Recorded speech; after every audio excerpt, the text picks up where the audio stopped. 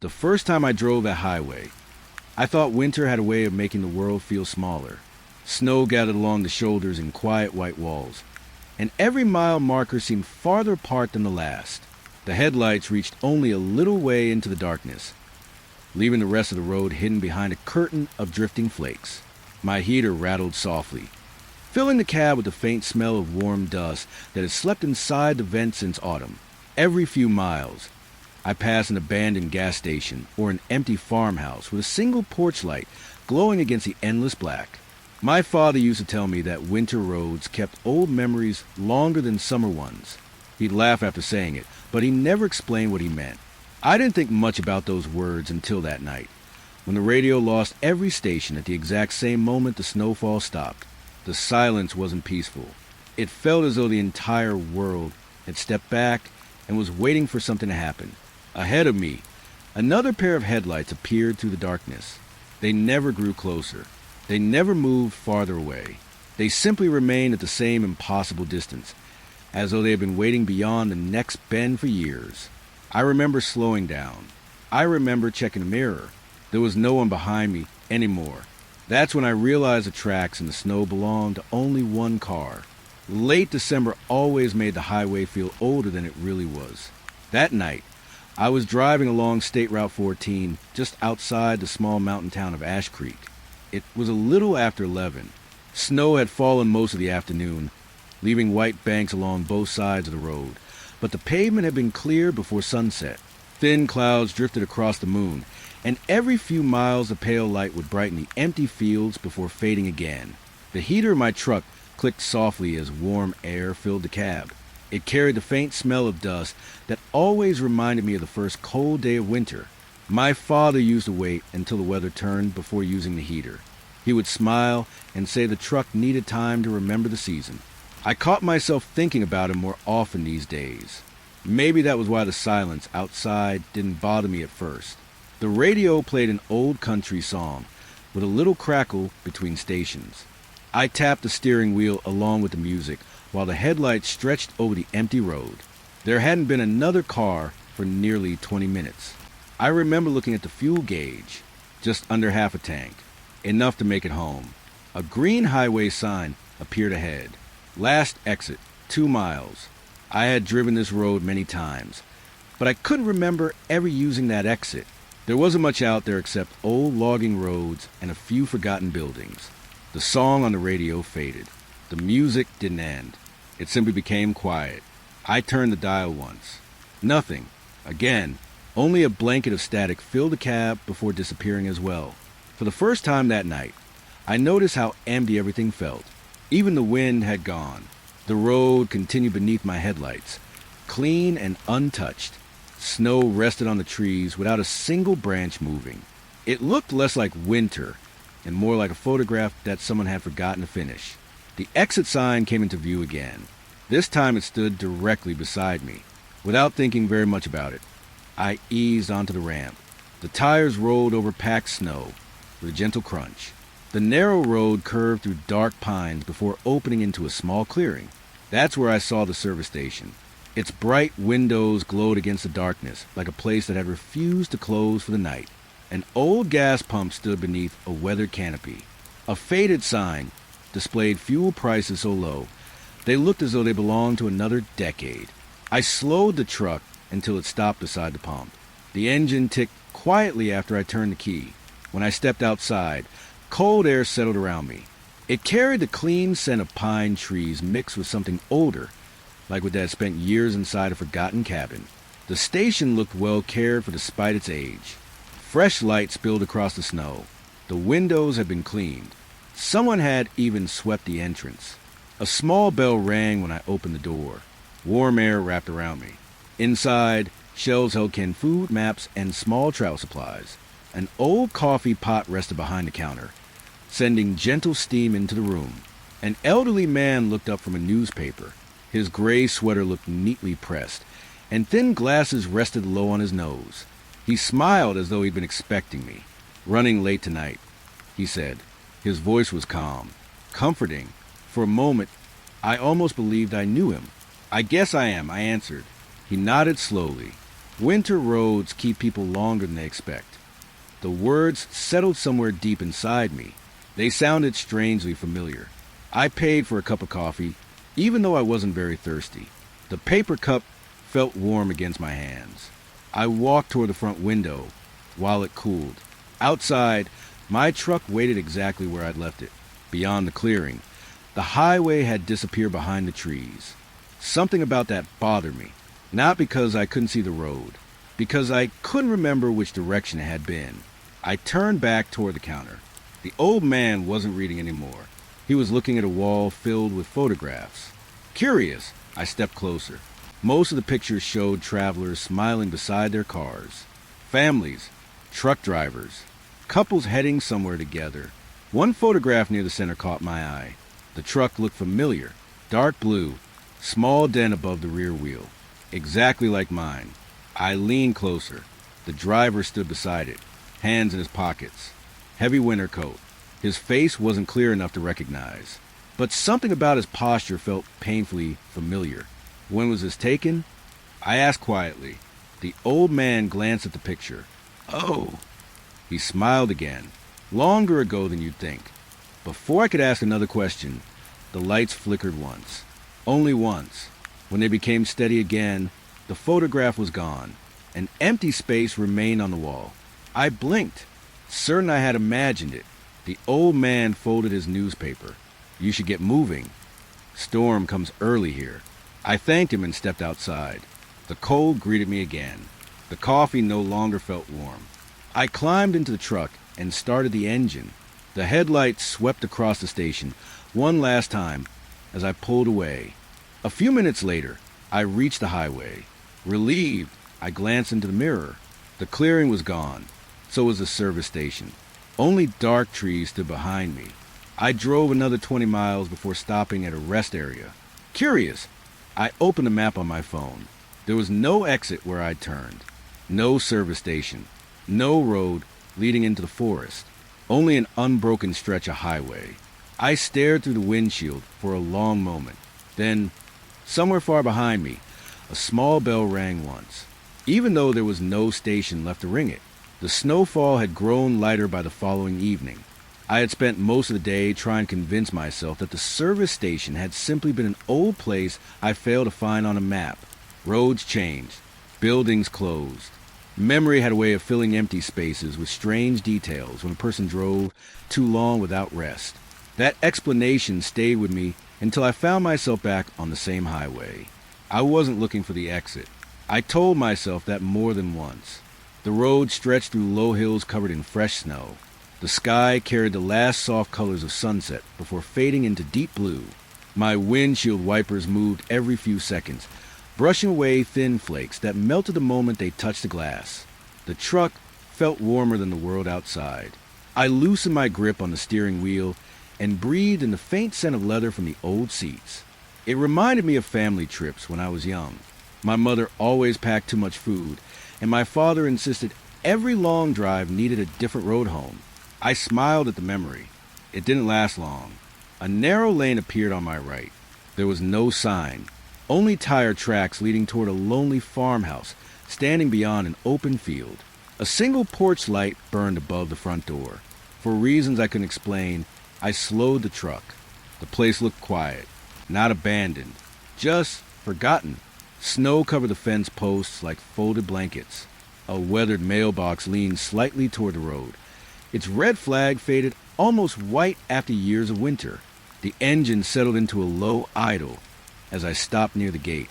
No other vehicles. No lights beyond the one over the porch. I should have driven away. Instead, I stepped into the cold. The evening carried the delicate scent of dried flowers. So faint I almost thought I imagined it. It drifted across the yard, even though every garden bed lay buried beneath snow. My boots pressed neat prints into the white ground. Then I noticed another set. Fresh footprints. They crossed the yard toward the porch. None came back. I stared at them longer than I meant to. The front steps creaked beneath my weight. An old rocking chair moved gently beside the door. Back, forward, back again. The breeze wasn't strong enough to move it. I listened carefully. Nothing, not even birds settling into the trees. Only my own breathing. I raised my hand and knocked. 3 quiet taps. No answer. The door eased inward before my hand reached it again. The house smelled clean.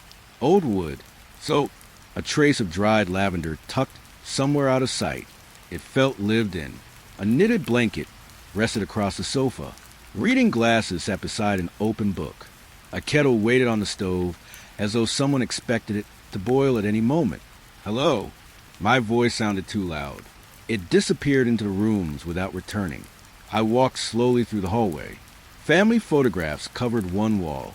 Most showed the same smiling couple through different winters, building snowmen, standing beside a pickup truck, holding a little girl between them. One picture near the end caught my attention. The family stood on this very porch. Only there were 4 people now. The couple, the little girl, and someone standing at the edge of the frame. His face had been scratched away. I leaned closer. The scratches looked old, not fresh, as though they had always been there. A floorboard creaked somewhere upstairs. I looked toward the ceiling. Silence settled again. The sound did not repeat. Part of me wanted to leave immediately. Another part wanted to know why every room felt ready for someone to return. The kitchen window overlooked the front yard. From there, I could see my truck waiting near the gate. I could also see the footprints. They had changed. There were only one set now. Mine. The earlier tracks had disappeared beneath untouched snow. I stepped closer to the glass. No drifting flakes covered them. The ground looked smooth, perfect, as though no one had walked there before me. A chill settled across my shoulders. I turned away from the window. Something on the dining table caught my eye. A framed photograph. It hadn't been there when I entered. I was almost certain of that. The picture showed the porch again. Only this time, someone sat in the rocking chair. A man wearing a dark winter coat. His head tilted slightly downward. His face hidden beneath the brim of an old cap. In the background stood the front gate. A blue pickup truck had just arrived. It looked exactly like mine. My stomach tightened. I picked up the frame. The glass felt colder than the room around it. Written across the bottom in careful handwriting were 4 simple words. You finally came back. I placed the photograph exactly where I found it. My hands had begun to shake. The house no longer felt warm. Every room seemed larger than before. The hallway stretched farther toward the stairs. The ceiling looked higher. Even the ticking clock above the fireplace had stopped. I walked quickly to the front door. The rocking chair had stopped moving. Snowflakes drifted lazily through the pale light above the porch. I hurried across the yard without looking behind me. The truck started on the first turn of the key. I pulled onto the road, keeping my eyes fixed ahead. After several miles, curiosity almost won. Almost. I remembered something my father used to say whenever fear tried to dress itself as curiosity. Some places don't need another goodbye. So I kept driving. I never looked back, but just before the farmhouse disappeared beyond the hill, I heard the slow creak of a rocking chair begin again. There was no wind. Late the next evening, the highway carried me farther north than I had planned. Snow drifted across the shoulders of the road in thin white ribbons, and the sky had already turned black long before the clock reached 8. The headlights carved a narrow path through the darkness, leaving everything beyond them hidden. Every few miles, an old reflector flashed back at me before disappearing again. I had promised myself I would stay on the main highway. No side roads, no forgotten buildings, no reasons to stop. The promise lasted until I saw the motel. Its neon sign flickered softly beside the road. Pine Rest Motel. One word beneath the name caught my attention. Vacancy.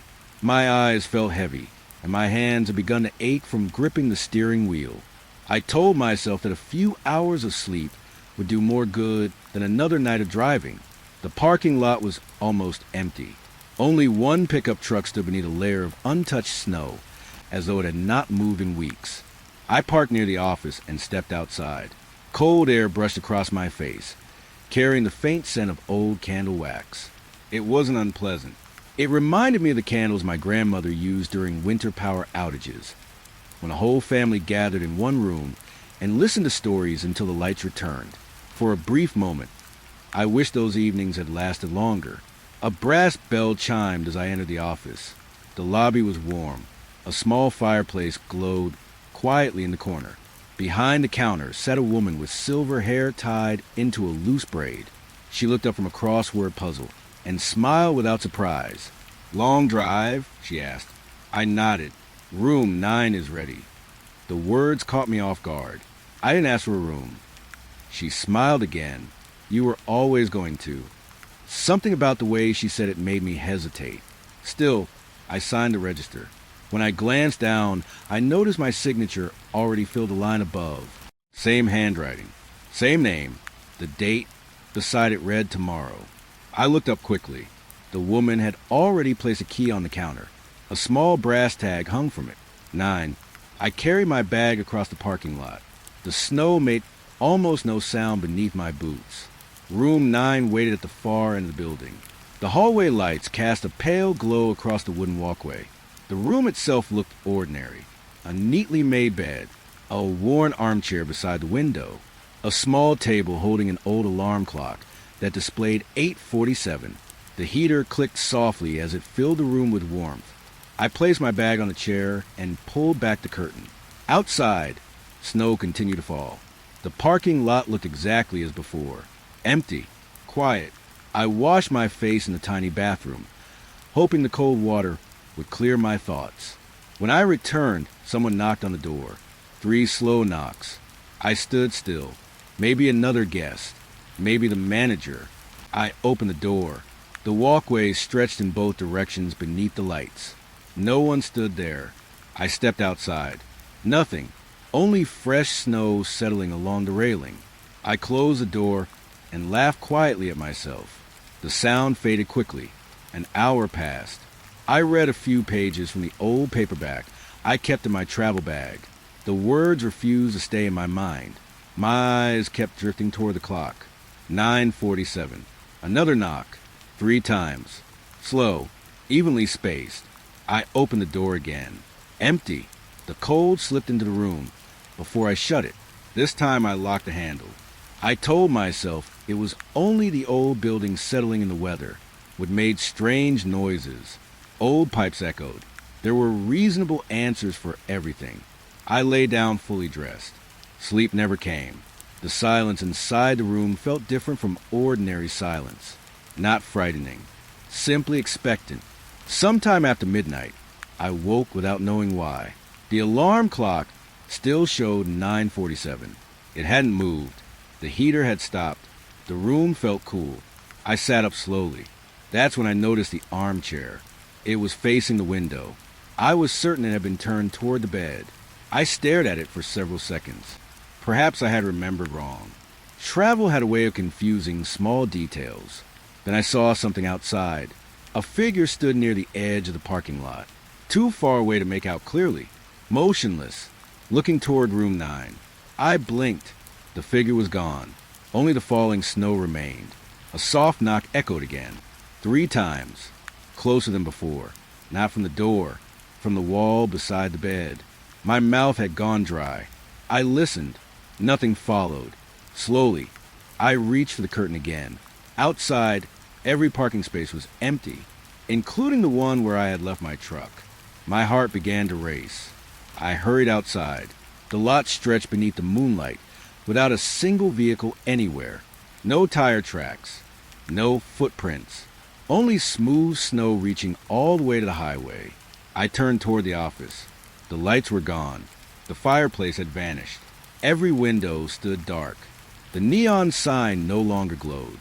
The building looked abandoned, weathered, forgotten, paint peeled from the walls. Several windows had been boarded shut years ago. I backed away carefully. The brass key was still in my hand. Its tag no longer read 9. It simply said, occupied. A distant engine broke the silence. Headlights appeared on the highway. As they swept across the motel, the entire building seemed ordinary again. The office lights returned. My truck sat exactly where I had parked it. Snow rested on the hood as though nothing had happened. I climbed inside without another glance. The engine started immediately. As I pulled back on the highway, I checked the rear view mirror only once. Room 9 was the only room with its light still on. Someone stood behind the curtain. They raised one hand in a slow wave. I kept my eyes on the road. I never looked into the mirror again. Late January brought a different kind of cold, the kind that settled quietly over the land before sunset and stayed long after midnight. That evening, I had been driving for nearly 3 hours through a stretch of countryside I barely recognized. The snow had stopped earlier in the day, leaving every field smooth and bright beneath the moon. The road curved gently around a line of bare trees. That was when I noticed the playground. It sat behind an old brick schoolhouse with dark windows and a roof carrying years of winter. A rusted chain-link fence surrounded the yard, though one section had fallen inward. The building looked empty, yet the swing set caught my attention before anything else. One swing was moving, only a little, forward, then back. I slowed the truck until it rolled to a stop beside the fence. The engine ticked quietly after I turned it off. For a long moment, I simply watched. The other swings hung perfectly still. Only one continued its gentle motion. I told myself the wind had found it. Nothing more. When I stepped outside, the cold reached through my coat immediately. It carried the clean scent of fresh snow mixed with a faint smell of chalk drifting from somewhere I couldn't place. It reminded me of my old classroom when I was a boy. Every winter morning, our teacher would clap the erasers outside before lessons began, leaving tiny white clouds floating through the air. I hadn't thought about those days in years. The playground gate stood open. Its hinges gave a quiet creak as I pushed through. My boots left the first marks across the untouched snow. Everything around me felt frozen in time. The slide wore a blanket of white. The seesaw rested level with the ground. A basketball hoop stood without its net, reaching toward the pale sky like an empty frame. The moving swing had stopped. I smiled to myself. Perhaps that settled it. Perhaps I had imagined more movement than there really was. Then I looked down. Small footprints crossed the playground. They weren't mine. They were much shorter. A child's footprints. They began near the slide. They wandered between the swings. Then they simply ended. No return. No second trail. Only a neat row of prints disappearing into smooth snow. I stood there longer than I should have. The silence around the school felt complete. No passing cars. No birds. Not even the distant bark of a dog. Only my own breathing rose in small white clouds before fading away. A metal lunchbox rested beneath one of the benches. Its blue paint had chipped away with age, revealing silver beneath. Someone had painted tiny stars across the lid. I knelt and brushed away the snow. The handle felt colder than I expected. Inside rested a folded scarf, a pencil worn nearly to its end in a single envelope. The paper had yellowed with time. My name was written neatly across the front. I frowned. There was no address, only my name, nothing else. My fingers hesitated before opening it. The handwriting inside looked careful, almost familiar. If you're reading this, you finally found the place where morning stopped. I read the sentence twice. There was no signature, no explanation, only one more line beneath it. Please don't wait for the bell. A faint metallic sound echoed somewhere behind me. Not loud, just one clear ring, like an old-school bell struck once. I turned quickly. The playground stood exactly as before, empty. The swing nearest the fence moved again. Its chains gave the softest whisper as it drifted forward, then back. I slipped the letter into my coat pocket. Something about leaving it behind felt wrong. The front doors of school were unlocked. They opened with surprising ease. Warm air did not greet me. Instead, the hallway carried the dry scent of old books and polished wood. Moonlight slipped through tall windows, falling across rows of lockers whose faded paint had begun to peel. Student artwork still hung on the walls. Paper snowflakes, drawings of winter trees, handwritten stories pinned beneath careful rows of colored paper. Dust rested on everything, except one classroom door. Its brass handle looked polished, recently touched. I stepped inside. Small desks waited in neat rows. A globe stood near the chalkboard. The calendar remained open to January. No year. On the teacher's desk sat a class photograph. 20 children smiled into the camera. Their teacher stood proudly behind them. I looked closer. One seat in the front row was empty, not because a child had been absent. The photograph itself held a perfect empty space, as though someone had been carefully removed. I blinked. A strange feeling settled in my chest. I couldn't explain why that empty place seemed so important. Then I noticed something written in chalk across the board. Welcome back. The words hadn't been there when I first entered. I was certain of it. My heartbeat quickened. The room felt smaller now, the windows darker. Without another glance, I walked into the hallway. As I reached the front entrance, I heard it again, a single school bell, longer this time. Its sound echoed gently through every corridor before fading away. Outside, the playground waited beneath the moonlight. The footprints had disappeared. So had the moving swing.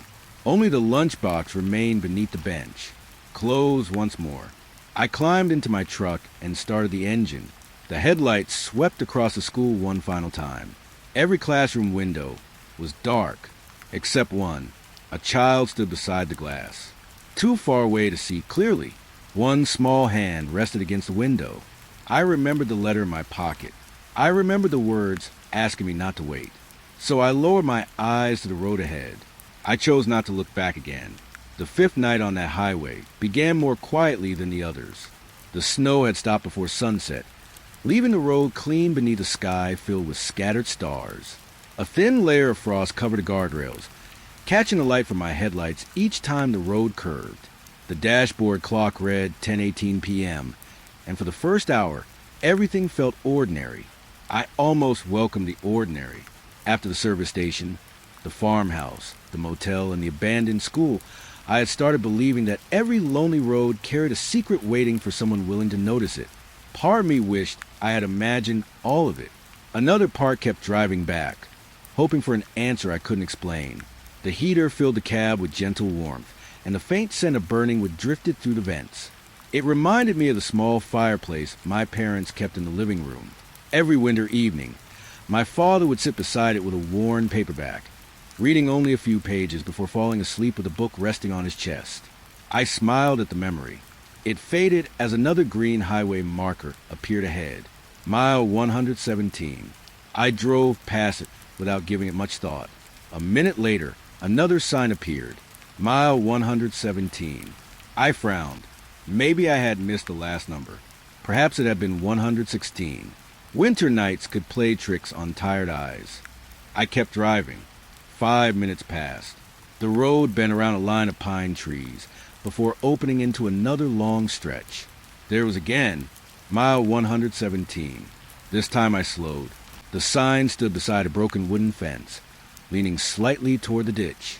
A patch of untouched snow rested at its base. I looked into the mirror. The sign disappeared behind me. Everything seemed normal, yet something inside me felt uneasy. I reached for my phone. No signal. That wasn't unusual in these mountains. Still, the empty screen made the road feel longer.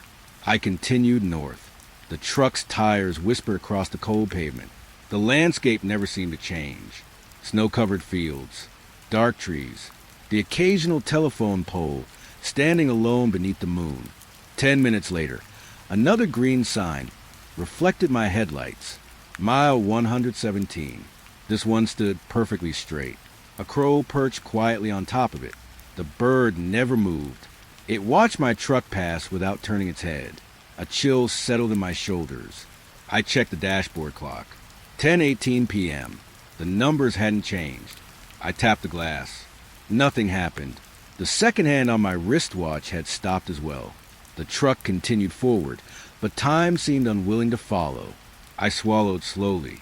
The coffee in the cup holder had gone cold. The warmth inside the cab no longer reached my hands. Ahead, another pair of headlights appeared. At last, another traveler. The lights remained far away. I waited for them to grow larger. They didn't. Minute after minute, they stayed exactly where they were, glowing softly against the darkness. Neither approaching, nor fading. It felt as though another driver occupied the same impossible distance forever. I flashed my high beams once. No response. The other headlights remained steady. I drove faster. They never came closer. My father used to tell me that every road eventually met another. No highway lasts forever, he'd say. For the first time in my life, I wondered if he had been wrong. The trees along the roadside became thinner. A wide open field stretched to my left. Fresh snow covered everything in gentle waves. Then I noticed it. Another truck, parked near the edge of the field. Dark blue, an older model. The same dent above the rear wheel. My breath caught. It looked exactly like mine. I slowed until I rolled beside it. The engine wasn't running. Its headlights were off. The driver's door stood slightly open. Against my better judgment, I stepped outside. The cold greeted me with surprising stillness. No wind, no drifting snow, only silence. My boots crunched softly as I crossed the shoulder. The truck looked abandoned. A thin layer of frost covered the windshield. I looked through the driver's window. The seat was empty. On the passenger seat rested a folded highway map. Beside it lay a paper coffee cup. Steam still rose from the opening. I reached for the door. Before my fingers touched the handle, a distant engine echoed across the field. I turned toward the highway. My own truck sat where I had left it. Its headlights illuminated the road ahead. Then another set of headlights appeared behind it. The same distant pair I had been following, only now they were much closer. Too close. They stopped a few yards behind my truck. The lights remained on. No one stepped out. No door opened. I waited. Nothing happened. The brightness made it impossible to see inside the vehicle. I took one slow step backward. Then another. When I looked toward the blue truck again, it was gone. Only smooth snow covered the place where it had been. My heart pounded harder than it had all night. I climbed back into my own truck and locked the doors. The dashboard clock changed. 10:19 p.m. Just 1 minute had passed. The radio came to life by itself. There was no music, only a soft voice, almost too quiet to hear. It whispered 4 words. Don't stop here again. The transmission ended. Silence returned. I pressed the accelerator gently. The truck rolled forward without hesitation. A few miles later, another highway marker appeared in the glow of my headlights. This time it read, Mile 118. Relief washed over me so quickly that I laughed under my breath. Maybe the road had finally released me. Maybe morning would make everything seem ordinary again. As I drove on, I glanced once into the rearview mirror. The highway behind me was empty.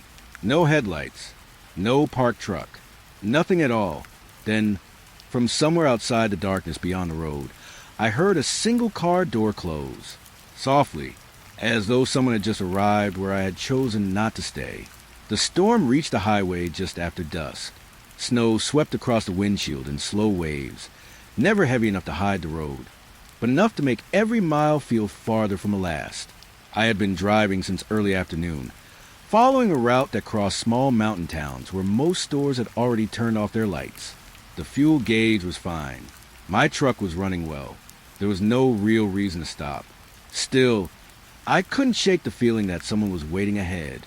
The radio searched from one station to another without finding a voice. Every few seconds, a faint burst of static slipped through the speakers before fading again. I turned the volume lower and watched the road instead. My father used to say that long drives change the way a person listened. You stop hearing noise, he once told me. You start hearing the spaces between it. I understood what he meant now. A warm glow appeared around the next bend. It wasn't another car. It was a roadside diner, standing alone beneath a bright red sign. The windows shone through the falling snow, like a promise of warmth.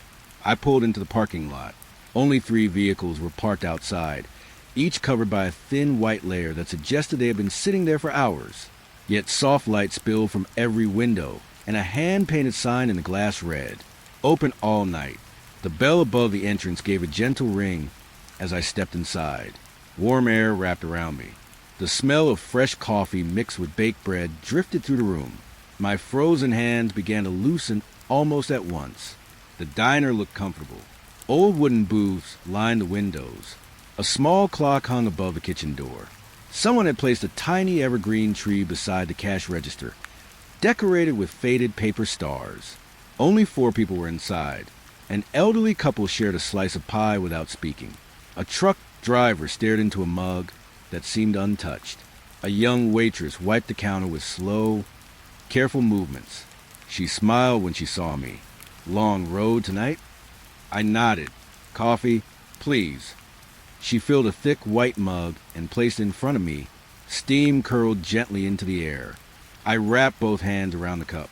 The warmth felt real, comforting. For the first time in days, I believed I might simply be stopping at an ordinary place. The waitress returned to polishing glasses. No music played. Only the quiet clink of dishes reached my ears. I noticed something unusual after a few minutes. No one looked toward the windows. Not once. The snow continued falling outside, yet every customer kept their eyes lowered. Curiosity tugged at me. I turned to look through the glass. The parking lot was gone. Beyond the window, there was only white. Not snowfall, not mist, just an endless brightness stretching beyond the reach of the diner lights. No road, no trees, no sky, only empty white. I blinked several times. Surely the storm had become thicker. That had to be it. I looked back toward the counter.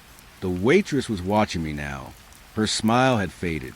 Best not to stare too long, she said quietly. At what?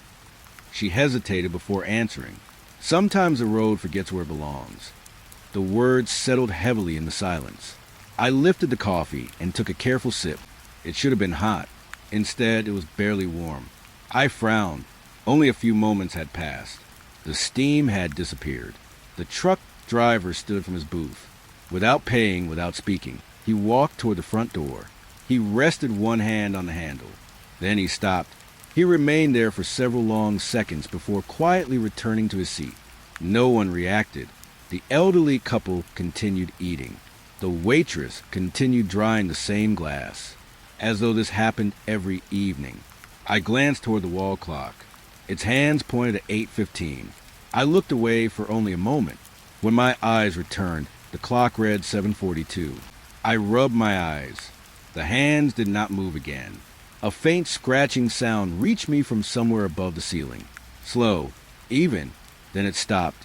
The waitress leaned closer. I think your coffee has gone cold. I looked down. She was right. The mug felt almost chilled in my hands. I just poured it. I whispered. She gave the smallest nod. I know. The room seemed quieter now. Even the dishes had stopped making noise. I noticed that the truck driver's chair was empty. I hadn't seen him leave. The elderly couple were gone as well. Only their plates remained on the table. I looked toward the kitchen. Its swinging door stood half open. Beyond it, every light had gone dark. The waitress was no longer behind the counter. I was alone. The bell above the entrance rang once. Not because someone entered, because the front door had opened by itself. Cold winter air slipped across the floor. I stood slowly. Outside, the parking lot had returned. My truck waited beneath the falling snow exactly where I had left it. Nothing looked unusual anymore. I stepped outside without looking back. The cold bit at my face. It felt almost reassuring after the strange warmth inside. I climbed into the driver's seat and started the engine. As the headlights swept across the diner, I noticed every window had gone dark. The bright sign no longer glowed. The building looked empty, closed for years. Snow rested undisturbed against the entrance. No tire tracks led to the front door, except my own. I sat there for another moment, trying to understand what I had seen. Then the radio came alive. Not with music, not with static. A woman's quiet voice spoke only 3 words. Coffee is ready. The transmission ended. I looked toward the diner. One window was glowing again. Someone stood just inside the glass. They lifted a steaming mug. I lowered my eyes to the road ahead. This time, I chose not to look back. The bridge appeared just after 9 on a night, so clear that every star seemed frozen in place. I had been driving through the northern hills for nearly 2 hours without seeing another vehicle. Snow rested on the fields in smooth, quiet layers, and the trees along the roadside stood bare against the dark sky. The road dipped gently before crossing a narrow wooden bridge that stretched over a river hidden beneath thick winter ice. A faded warning sign stood at the entrance. one vehicle at a time. I slowed without thinking. The wooden planks gave a soft creak beneath my tires as I crossed. My headlights swept over weathered railings that looked older than the road itself. Halfway across, I caught sight of something below. A lantern. Its pale light flickered beneath the bridge. I eased to the other side and stopped. The engine settled into silence. For a few moments, I remained in the driver's seat, watching the small light below. It didn't move. It simply rested near the frozen riverbank, as though someone had set it there and forgotten it. I should have driven away. Instead, I pulled my coat tighter and stepped into the cold. The night carried the rich scent of damp earth, rising through cracks in the ice. It was strange to smell soil beneath so much winter, and it reminded me of spring mornings from my childhood. My father and I used to plant vegetables behind our house every March. He always said the ground remembered every season, even when people didn't. Those memories made the darkness feel less lonely. At first, a narrow path led beneath the bridge. Snow covered most of it, but patches of frozen grass showed through where the wind had swept the ground clean. My boots pressed softly into the snow as I followed the faint glow. The lantern stood beside one of the heavy wooden supports. Its flame burned without smoke. There was no sign of the person who had lit it.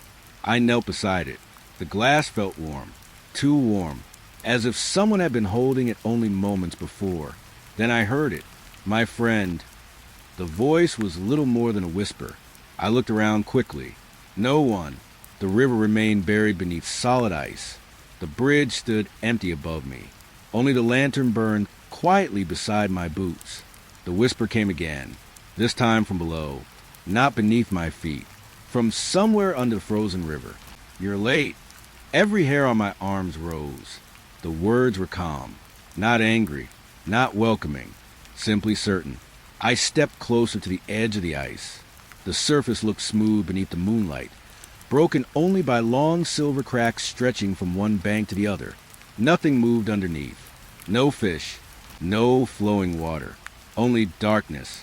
I told myself the sound had traveled strangely through the bridge. Old could carry voices farther than people expected. That explanation lasted only a few seconds. The whisper returned. It spoke my name, clearly, softly, exactly the way my mother used to call me inside after playing in the yard when I was young. I froze. There are some voices that belong so deeply to memory that your heart answers before your mind does. This was one of them. I found myself taking another step toward the river. The ice gave no sign of breaking. It simply waited. My father used to say, I whispered to myself, never follow a voice you can't see. I hadn't thought of that lesson in years. Perhaps neither had whatever waited beneath the ice. The lantern flickered once. A faint ripple spread beneath the frozen surface. That should have been impossible. Slowly, shapes appeared below the ice. Not clearly, only pale outlines. Several figures standing shoulder to shoulder beneath the river. None of them moved. One was taller than the others. It raised a hand, not in greeting, as though asking me to come closer. The cold seemed sharper now. I could hear my own breathing. Far above, the bridge gave another quiet creak. I looked up. No vehicle crossed. The sound faded into the still night. When I looked back down, the figures were gone. Only my reflection remained. Relief washed over me, until my reflection smiled. I wasn't smiling. I stumbled backward. The image beneath the ice held its smile for another heartbeat before fading into darkness. The lantern's flame went out, not slowly. It simply wasn't there anymore. The sudden darkness made the river seem wider than before. I reached into my pocket for the small flashlight I always carried. Its beam swept across the frozen surface. Nothing. No footprints except my own. No lantern. No pale shapes beneath the ice. Just winter. Just silence. I let out a slow breath and climbed the path toward my truck. The bridge seemed longer now. Each board answered my steps with a gentle groan. When I reached the driver's door, I glanced toward the river one last time. A single lantern burned beneath the bridge again, exactly where I had first seen it, as though I had never gone down at all. I started the engine and pulled back onto the highway. The bridge disappeared into the darkness behind me. I kept my eyes forward. The road felt endless once more. Then, through the closed windows of the truck, I heard one final whisper drift across the empty night. It wasn't my name this time. It was my father's voice. Very quietly, he said, "Don't answer twice." Dawn had not yet broken when I picked up the hitchhiker. The road was long and straight, cutting through frozen farmland where the snow had settled in soft, uneven patterns. My headlights were the only source of movement in the world ahead of me. The sky was still dark, but the edge of it had begun to shift toward a dull gray. I had been driving since midnight. Fatigue had started to feel like a second layer of silence inside the cab. That's when I saw him, a man standing beside the road. No suitcase, no bag, just a dark coat and his arms slightly raised, like he had been waiting far longer than the cold should allow. I told myself I would keep driving. I almost did, but something about the way he stood made me slow down anyway. Not urgency, not fear, just certainty. I pulled over. The tires crunched softly into the snow. When I rolled down the window, the cold slipped inside immediately, carrying a faint scent of motor oil that didn't belong in open air. It reminded me of my uncle's old garage, where I used to watch him repair engines while humming to himself. The man stepped closer, without hesitation. "Going north?" he asked. His voice was calm, almost tired. I nodded. He opened the passenger door and climbed in. No further explanation. No thanks. Just silence as he settled into the seat. Up close, he looked older than I first thought. Not elderly, but worn in a way that had nothing to do with age. His coat carried traces of something metallic, like tools left too long in a closed space. He didn't look at me, only forward. I merged back onto the road. For several minutes, neither of us spoke. The heater continued its slow rhythm, pushing warm air through the vents, but it felt weaker than before, as if the truck had decided to conserve itself. I cleared my throat. "Where are you headed?" He didn't answer immediately. Then quietly, far enough that it stopped following. I glanced at him. He was still looking ahead. The road stretched empty in front of us. "What's following you?" I asked. He gave a small exhale, almost like a laugh that never fully formed. "You haven't noticed yet?" I looked at the mirrors. Nothing behind us but darkness and road. "I don't see anything," I said. "That's usually how it starts," he replied. The words made no sense, but they stayed with me. The radio turned itself on.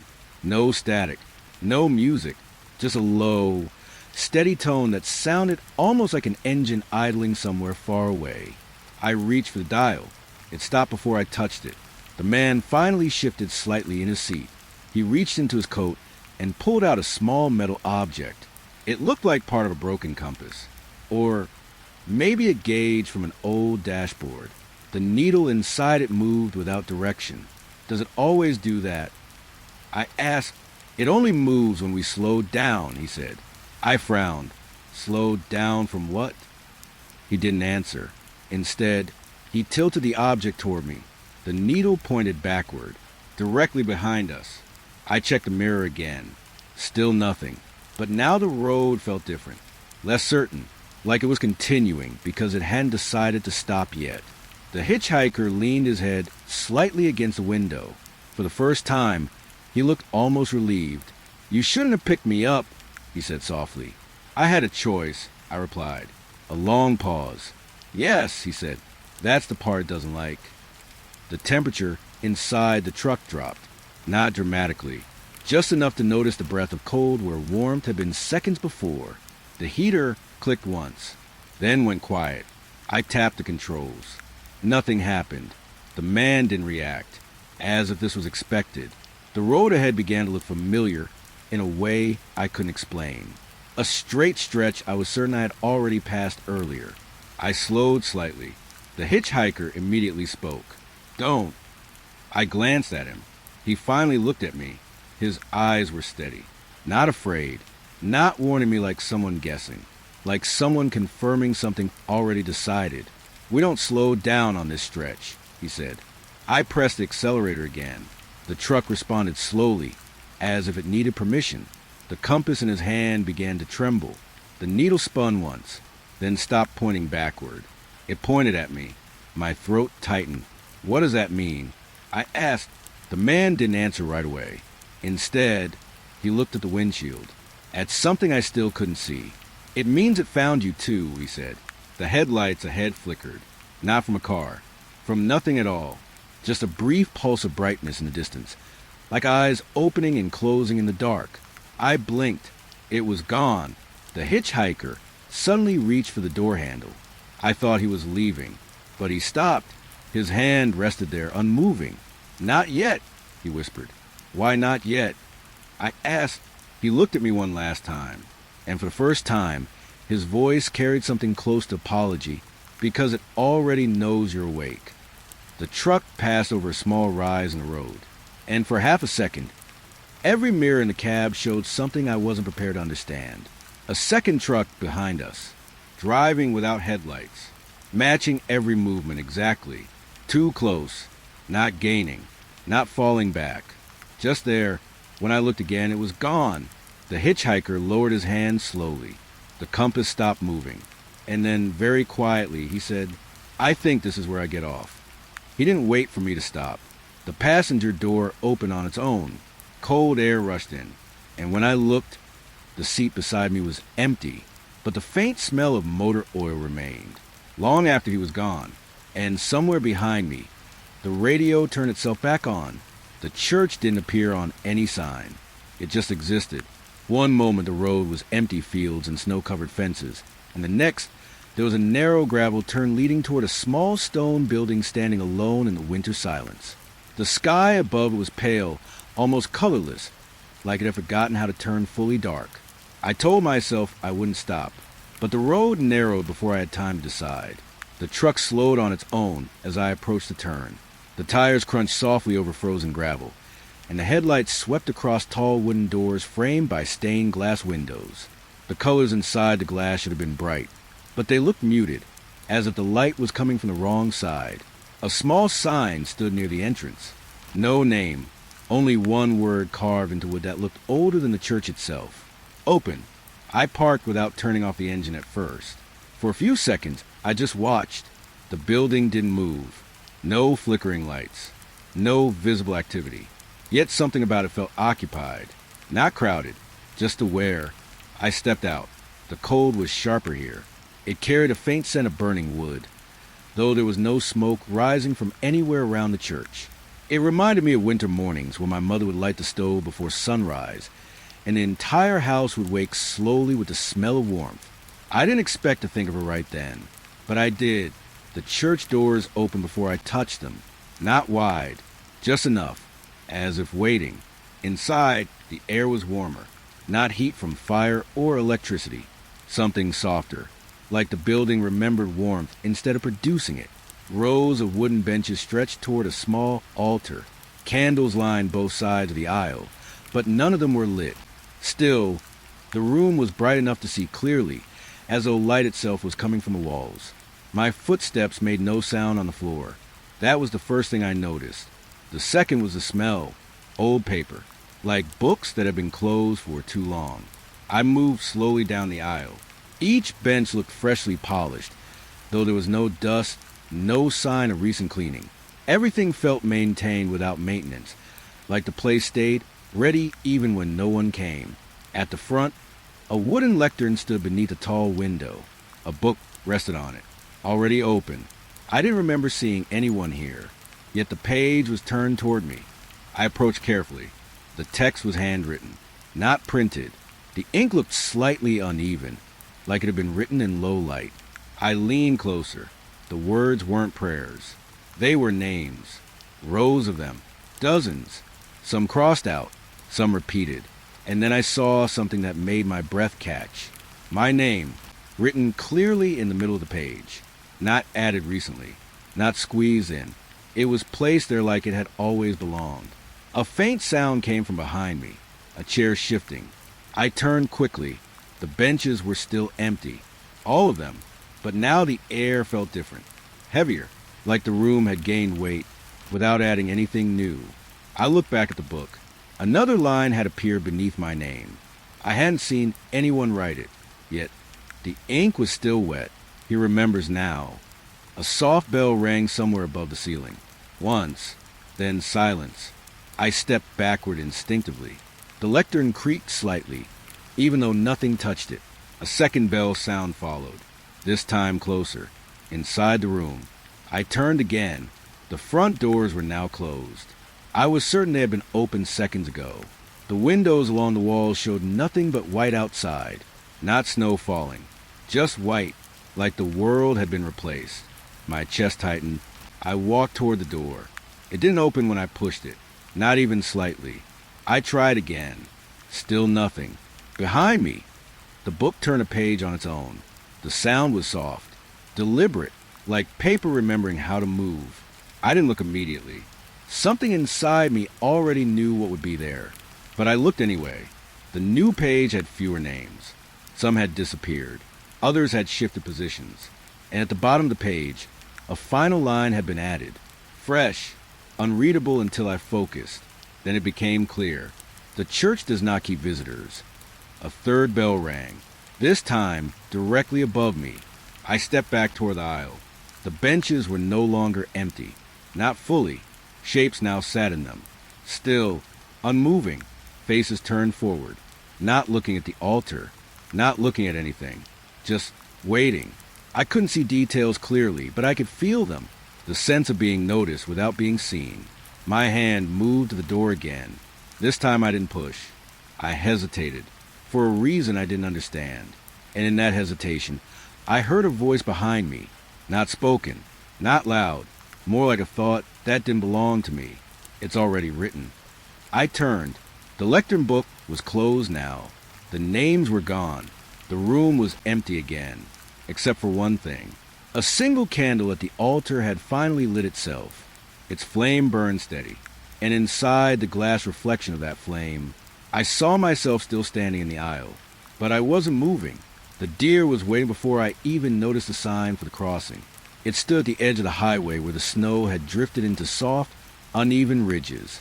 The road stretched straight through open fields, and the sky above had turned a pale gray that made everything feel quieter than it should have been. My headlights caught its coat first. White, almost too bright against the night. It didn't move, not even when I slowed. I told myself it was just a deer. Animals stood still sometimes in headlights. That's what I thought, until I realized it was watching me. Directly, not the truck. Me. I eased off the gas. The engine lowered into a soft idle sound. The heater in the cab clicked once, then continued its steady flow of warm air. It carried the faint scent of something dry, like old hay left in a barn after winter ends. I remembered visiting my cousin's farm when I was younger. The animals always seemed calmer in snow, like the world gave them permission to pause. This deer didn't feel calm. It felt deliberate. I rolled forward again. The deer stepped aside slowly, just enough to clear the road. I passed it without stopping. In the mirror, I expected to see it behind me, but it was still there, on the roadside, watching. I frowned. A few miles later, I saw it again. Same posture, same position, same stillness. I let out a quiet breath. Must be another one, I told myself, but my voice didn't feel convincing. The highway curved gently through a low valley. On the next bend, another vehicle appeared on the shoulder, an abandoned car, its windows frosted over. But something about it made me slow. The door was open. Inside, no one sat. Yet, the headlights were on. I stopped a short distance ahead.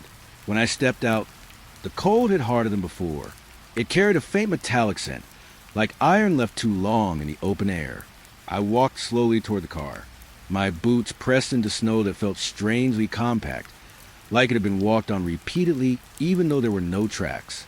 The car looked familiar. Too familiar. The same make as mine. Same color. Same small dent above the rear wheel. I swallowed. The driver's seat was empty, but the radio inside was still playing. Low. Faint. A voice repeating something I couldn't fully hear. I leaned closer. The words cut in and out through static. Don't look again. I stepped back immediately. The sound stopped. The headlights flickered once, then stayed on. I turned toward the highway. That's when I saw it. The deer was closer now, standing on the road behind my truck, blocking the lane, still watching. But now there were more. 2, then 3. They weren't scattered randomly anymore. They formed a loose line across the highway, as if marking something I wasn't supposed to cross. I felt my throat tighten. I backed toward my truck slowly. The engine was still running. I hadn't turned it off, but the dashboard light felt dimmer, like the truck was tired, like it had been driving longer than I remembered. I got inside quickly and locked the doors. The moment I did, one of the deer stepped forward, not aggressively, not rushing, just one step, enough to make the snow crunch loudly in the silence. I checked the mirror. The abandoned car was gone. Completely. Only smooth snow remained where it had been. My hands tightened on the wheel. I drove forward. The deer didn't move. It simply watched me pass. Then, as I cleared the line of them, I noticed something that made my stomach drop slightly. One of the deer wasn't white. It was darker, almost gray, and its head was tilted slightly to the side, like it was listening to something I couldn't hear. The radio in my truck crackled again. The same voice returned. Not louder, closer. You keep passing it. I reached the dial, but it stopped before I touched it. The voice continued. Every time you pass it, it changes. I looked ahead. The road was straight again. Empty. Perfect. Too perfect. I checked the mirror. The deer were gone. All of them. But in their place stood something else. A line of parked cars across the highway. All different makes. All with their headlights on. All facing me. I pressed the brake without thinking. The truck slowed. The radio cut out completely. Silence returned. Then the voice came one last time. Not from the speakers. From everywhere at once. Don't pass it again. I looked forward. The road ahead was unchanged. Normal. Empty. Safe. I looked back. The cars were still there. Closer than before. But not moving. Just waiting. And for the first time since I started driving this road, I wasn't sure which direction was forward anymore. I kept my eyes on the road ahead and chose not to check the mirror again. The window stood alone in the middle of the forest, like something that had been dropped there by mistake. I reached it just after midnight, when the road narrowed into a gravel path that my truck barely handled. Snow lay thick between the trees, untouched except for the thin line of tire tracks I had been following for almost 10 minutes. There were no signs, no markers, only this strange, upright frame of glass glowing faintly between the trunks. It wasn't attached to any wall. No house, no structure, just a single window, standing upright in the snow like a framed piece of light. I stopped the truck. The engine idled quietly, and the heater inside carried a faint smell of fresh bread that surprised me enough to pause. There was nothing nearby that could produce that scent. Still, it felt warm, almost comforting, like someone had just opened an oven door in another room I couldn't see. I told myself I should leave, but I didn't. I stepped out. The cold was sharper here than on the highway. It carried a faint softness, like the air itself had been covered in cloth. My boots sank slightly into the snow with each step, leaving slow, uneven prints behind me. The window was about 20 feet ahead. Its frame was old wood, polished smooth as if touched for years. The glass inside glowed with a warm yellow light that didn't flicker, didn't shift, didn't behave like any lantern or bulb I had ever seen. I moved closer. The smell of bread grew stronger, not burned, not fresh from a bakery. Somewhere in between, like something just pulled out of memory instead of an oven. When I reached the window, I stopped. On the other side was a room, a kitchen, perfectly ordinary. A wooden table sat in the center, set for one person. Steam rose from a cup resting beside a plate of food I couldn't clearly identify. A clock hung on the wall, ticking steadily. But nothing in that room moved. Not the steam, not the clock hands, not even the shadows. It was as if time had been placed there and forgotten. I leaned closer. My reflection appeared in the glass. At first, it looked normal. Then I noticed something behind me in the reflection. A shape, standing just outside the frame of trees, watching. I turned quickly. Nothing. Only forest. Only snow. When I looked back at the window, the room had changed. The table was no longer set for one person. Now there were two plates, one of them still steaming. My breath caught slightly. I stepped back. The forest behind me felt quieter than before. Even the wind seemed hesitant. A faint sound came from inside the window, a chair shifting. Slow, careful, like someone had just sat down. I couldn't see anyone, but the second plate was no longer empty. Something invisible had begun to use it. My hands tightened inside my coat pockets. I thought about turning away. I really did. But something about the window made it hard to look anywhere else. It didn't pull me forward. It simply made everything else feel less important. I leaned in again. The kitchen was closer now. Not physically, visually, as if the glass had shifted a few inches toward me. The steam from the cups had disappeared. Both plates were now clean, as if the meal had already been eaten. A small voice came from inside. Not loud, not even clear. Just a tone that sounded like someone speaking while facing away from me. I knew you would come this far. I froze. The voice didn't echo.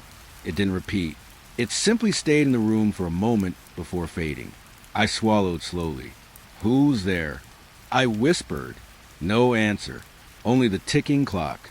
Except now the clock was wrong. The hands were moving backward.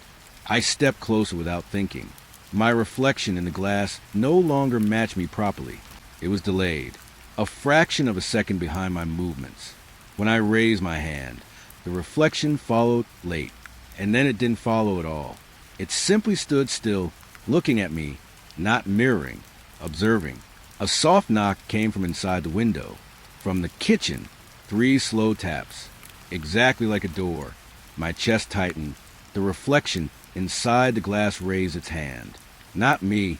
It pressed its palm against the glass from the other side. And for the first time, I realized something important. I was not looking into a room. I was being looked at from one. The forest behind me felt colder all at once. Not because the temperature dropped, because I was no longer certain I was alone on my side of the glass. The reflection tilted its head slightly, as if listening. Then it smiled, not warmly, not kindly, just knowingly. And from somewhere deep inside the trees behind me, I heard the faint sound of another window opening. The telephone booth stood beside the road, like it had been placed there for someone who would eventually remember it. I almost missed it. The highway had narrowed into a long stretch of frozen gravel, bordered by tall grass stiff with ice. No lights, no buildings, just endless dark shapes of land stretching toward a sky that felt too wide for anything living beneath it. Then the glass box appeared. Red paint faded to a dull rust color. A single light inside, still glowing. I slowed the truck without meaning to. The dashboard clock read 2:13 a.m., though I wasn't fully trusting it anymore. Time had started behaving like it belonged to different places depending on where I looked. I pulled over. The heater in the cab gave one soft click, and a faint metallic scent drifted through the vents. It reminded me of old change in my father's pocket when he used to come home late from work. Coins warm for being carried all day. I stepped out. The cold was quieter here. Not softer, just quieter. Like it didn't need to announce itself anymore. The booth stood only a few steps from the road. Its glass panels were fog at the edges, though no breath had touched them. Inside, an old rotary phone hung from its cord, perfectly centered on the small shelf. I shouldn't have gone closer, but I did. The moment I reached it, the phone rang. Once, loud enough that I flinched, then silence again. I stared at it. Nothing moved. The ringing didn't repeat. I reached for the door. It wasn't locked. It opened with a sound too clean for something this old. Inside, the air was warmer. Not comfortable. Just different. Contained. The smell of copper hit me first. Sharp. Almost like blood without the iron. I shook that thought away immediately. The phone rang again. This time, I didn't hesitate. I picked it up. There was no dial tone. No static. Just breathing. Soft. Measuring. Like someone had been waiting on the other end for a long time without expecting to be answered. "Hello," I said quietly. The breathing stopped. Then a voice followed. Calm. Familiar in a way I couldn't place. "You're further than you should be," it said. I froze. "Who is this?" I asked. A pause. Then, You already know. The line crackled once, even though there was no visible wire movement. I looked out through the glass. The highway was still there, empty, but it felt farther away than it had a minute ago, like the booth had stepped slightly off the map. I don't know what you mean, I said. The voice didn't respond immediately. Instead, I heard something else. Paper shifting. Slow. Careful. Like pages turning. Then, you keep arriving at places that remember you. I frowned. That doesn't make sense. It does, the voice replied. You just stopped noticing when it started. My grip tightened on the phone. A small crack appeared in the glass of booth. Not from impact, from the inside. I watched it spread slightly, then stop. The voice continued. And you keep answering. I didn't like how calm it sounded, like it already knew the ending of this conversation. I didn't answer anything, I said. A soft exhale on the line, almost like disappointment. You picked up. I looked at the phone in my hand. The coil of the cord stretched downward, disappearing into the floor of the booth. It looked longer now than it should have been. Too long. The highway outside shifted slightly in my vision. Not physically, visually, like the distance between me. And it had increased without me moving. Where is this going? I asked. No answer at first. Then the voice lowered. Not quieter. Closer. You're inside the part that listens. My breath caught slightly. The booth light flickered once. The crack in the glass widened. Slow. Deliberate. Like something was testing how much it could break before I noticed. I stepped back toward the door. The phone cord tightened. Not pulling me, just preventing distance. The voice returned, softer now. Hang up, it said. I hesitated. That's all. I asked. A pause. Yes. Something about the simplicity made my chest tighten. Like I was being offered an exit. That didn't feel like one. The crack in the glass spread again. This time, I heard something beyond the booth. Not the highway. Not wind. A second phone ringing. Somewhere far behind me. I turned slightly. Through the glass, I could see the truck. Still parked. But the driver's door was open. I hadn't done that. The voice in my hand repeated, almost gently, hang up. The ringing outside continued. Closer now. I looked at the receiver. My reflection in the glass was not looking at the phone anymore. It was looking at me, waiting, as if it already knew what I would choose. I lowered my hand, slowly, and I did not hang up. The moment I hesitated, the booth light went out, not fading, just gone, and from the darkness inside the phone, I heard my own voice whisper back. Finally, the lake was supposed to be frozen all the way through. That's what the roadside sign said. Winter Lake, no access. But the ice didn't look like warning. It looked like invitation. I reached it just after midnight, when the trees opened into a wide circular clearing. Snow lay smooth around the shoreline, untouched except for a faint trail that seemed to lead directly onto the frozen surface. My headlights cut across the ice, and that's when I saw the lights beneath it, not reflections, actual glow, soft, shifting patterns under the frozen water, like something moving far below the surface but never breaking through.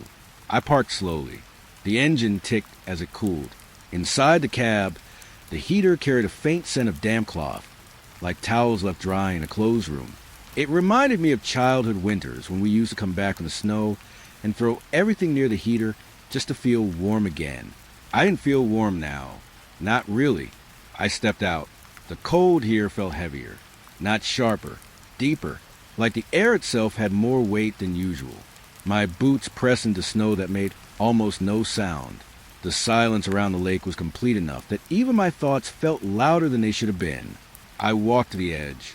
The ice was clear in places, thick enough to hold a truck, maybe, but not natural in its stillness. No cracks moved. No wind disturbed it. Just a perfect frozen sheet stretching across the lake like glass.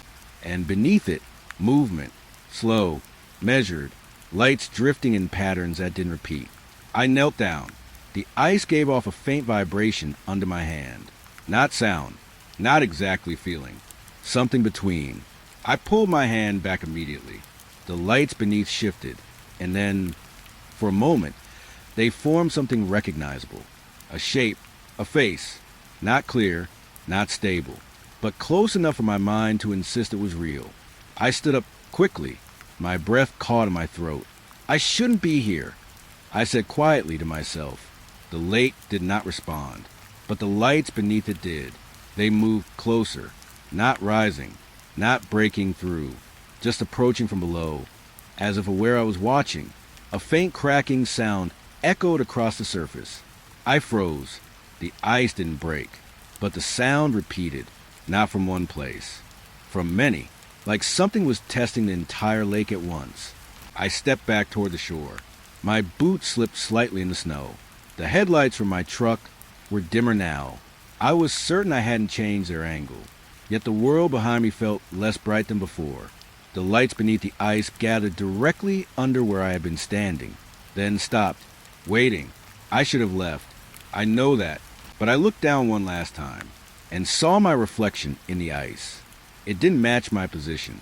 It was standing directly above the lights, smiling faintly. I backed away fast. The moment I turned, I heard it, a voice under the ice, not muffled, not distant, clear, as if the lake itself had learned how to speak. "You always come closer," it said. I stumbled backward onto the snow. My heart felt too loud. "I didn't come here for this," I said. A pause. Then the voice answered. "You came because we were visible." I turned toward my truck. The door was open again. I hadn't opened it. I was certain. Inside, the cabin light was on. The engine still off. The seat empty. Yet the steering wheel had turned slightly toward the lake, like it had been watching with me. The voice beneath the ice continued. Softer now. "We don't move until you notice." I shook my head. "No," I whispered. I didn't see anything before I stopped. A long silence followed. Then, almost gently, "That's not true." The ice beneath me vibrated once more. Stronger this time. Not breaking, but responding, like something was pressing upward from below. I stepped away completely now. Fast. Snow kicked up behind my boots as I retreated to the truck. The headlights flickered once I started the engine. Once. Then returned. When I looked back at the lake, the lights beneath were gone. No movement. No glow. Only still black ice. But something on the shore caught my eye. Footprints. Fresh. Leading from the water. Toward where I had been standing. Not mine. Smaller. Closer together. As if something had just stepped out and was learning how to walk on land again. I didn't wait. I drove. The road ahead swallowed the lake behind me quickly. Too quickly. As if it had been waiting to close. But just before it disappeared from sight completely, I saw something in the rearview mirror. A faint glow still under the ice. Not beneath the lake anymore, but beneath the road itself. Following me, the bus stop appeared in the middle of nowhere, like it had been forgotten by every road that was supposed to lead to it. I noticed it just after dawn, when the sky was still pale and uncertain, and the highway stretched through a flat stretch of land covered in frost. No houses, no stations, just empty fields fading into distance on both sides. And then, a metal bench, a glass shelter, a single pole with a faded timetable sheet inside. I slowed the truck without meaning to. There was no sign announcing it. No turnoff I remembered taking. Yet here it was, as if it had always been waiting in this exact spot. I pulled over. The engine settled into a low, tired hum before going quiet. Inside the cab, the heater was still warm, carrying a faint scent of old fabric and something slightly sweet, like dried cloth left in sunlight too long. It reminded me of waiting at bus stops as a kid, when everything felt temporary and harmless. This one didn't feel temporary. It felt patient. I stepped out. The cold was different here. Not stronger, just quieter. Like even the wind didn't want to disturb the place. My boots pressed into thin frost as I approached the shelter. The glass panels were clean, too clean for a roadside stop. Not a single fingerprint, not a smear of dust, as if nothing had ever touched them. The timetable inside the frame was blank. No routes, no numbers, only the word, arriving. I frowned slightly. That's not how schedules work. I muttered under my breath. No response came. The bench inside the shelter was metal, slightly curved, worn smooth as if from long use. A single suitcase sat at the far end. Old, brown leather, straps neatly folded. I hadn't seen anyone drop it off. I walked closer. Snow around the shelter was strange. It didn't show footprints leading in, only faint impressions already there, like people had been sitting down and standing up for a long time without ever arriving. The suitcase gave off a faint smell of old cloth. Not unpleasant, just familiar in a way I couldn't place. I reached out slowly and touched it. It was warm. That stopped me. Warm luggage and freezing air shouldn't exist. I pulled my hand back. The glass of the shelter reflected me clearly. Then, slowly, another reflection appeared beside mine. Someone sitting on the bench. I turned instantly. Nothing. Empty. Only the suitcase remained. But in the reflection, the person was still there, head slightly lowered, hands folded, waiting. My throat tightened. I stepped closer to the glass. The reflection didn't move like me anymore. It stayed seated, watching me through the glass instead of mirroring me. A soft sound came from inside the shelter, paper shifting. I looked down. A folded note had appeared on the bench. I was certain it hadn't been there before. I picked it up carefully. The handwriting was uneven, almost hurried. Don't miss the next one. I looked up quickly. The road behind me was empty. The road ahead was empty, but the reflection inside the glass was no longer sitting. It was standing, and it was looking at the road behind me. I swallowed hard. This doesn't make sense, I said quietly. The reflection tilted its head slightly, like it was listening. Then the timetable inside the shelter changed.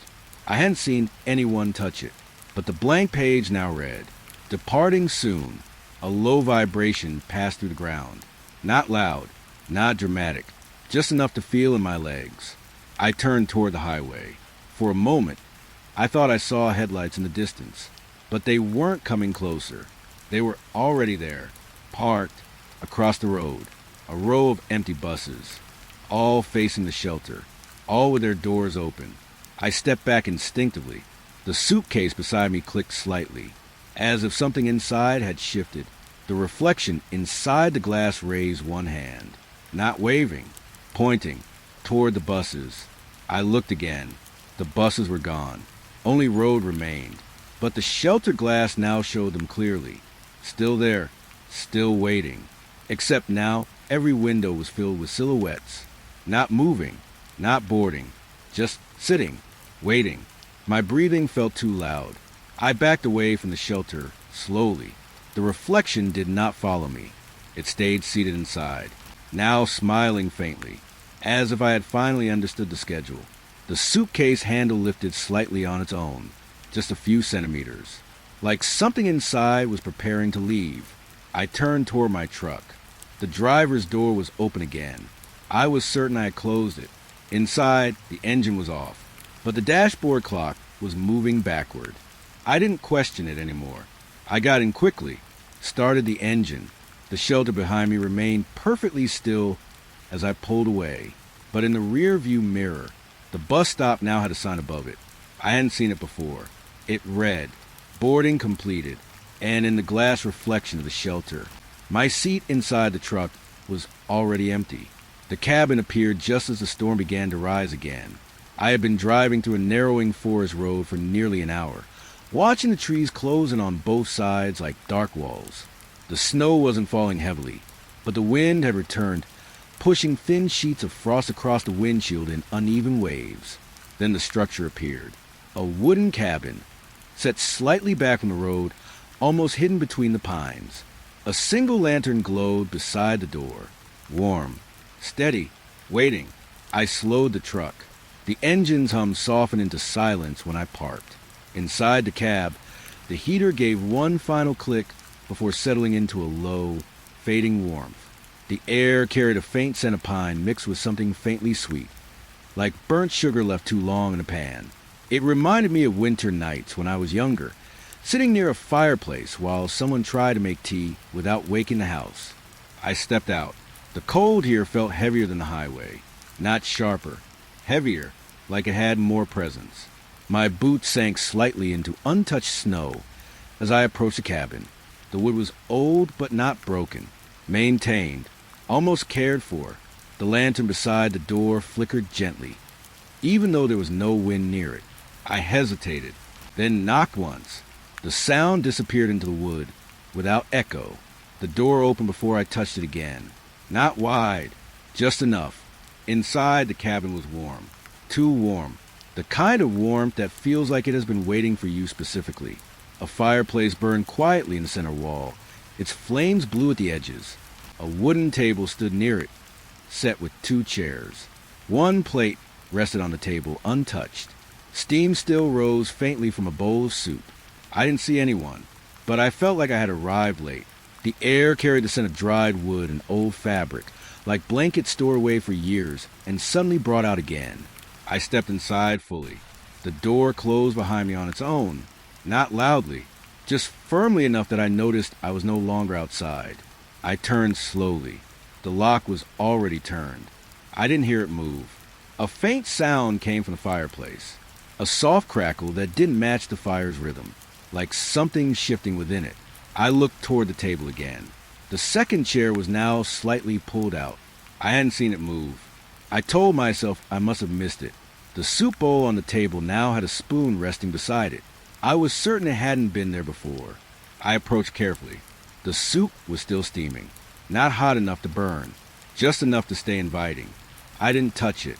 Behind me, a floorboard creaked. Once, then silence. I turned quickly.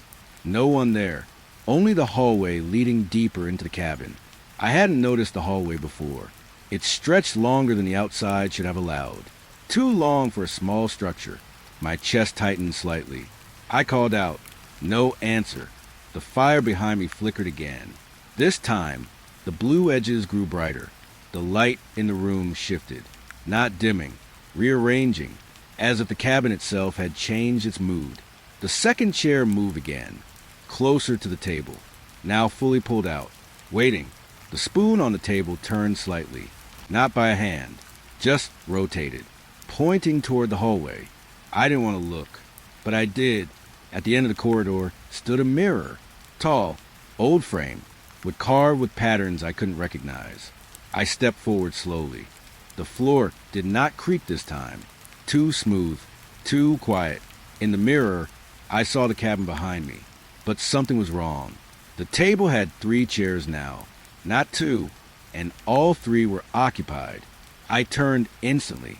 The room behind me was empty, still, only the fire burning, only the soup steaming, only the lantern light filtering through the window.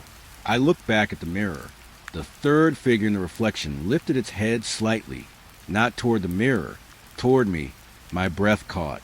I stepped closer to the mirror without thinking. The reflection did not match my movement exactly. It was delayed, like it was deciding when to follow.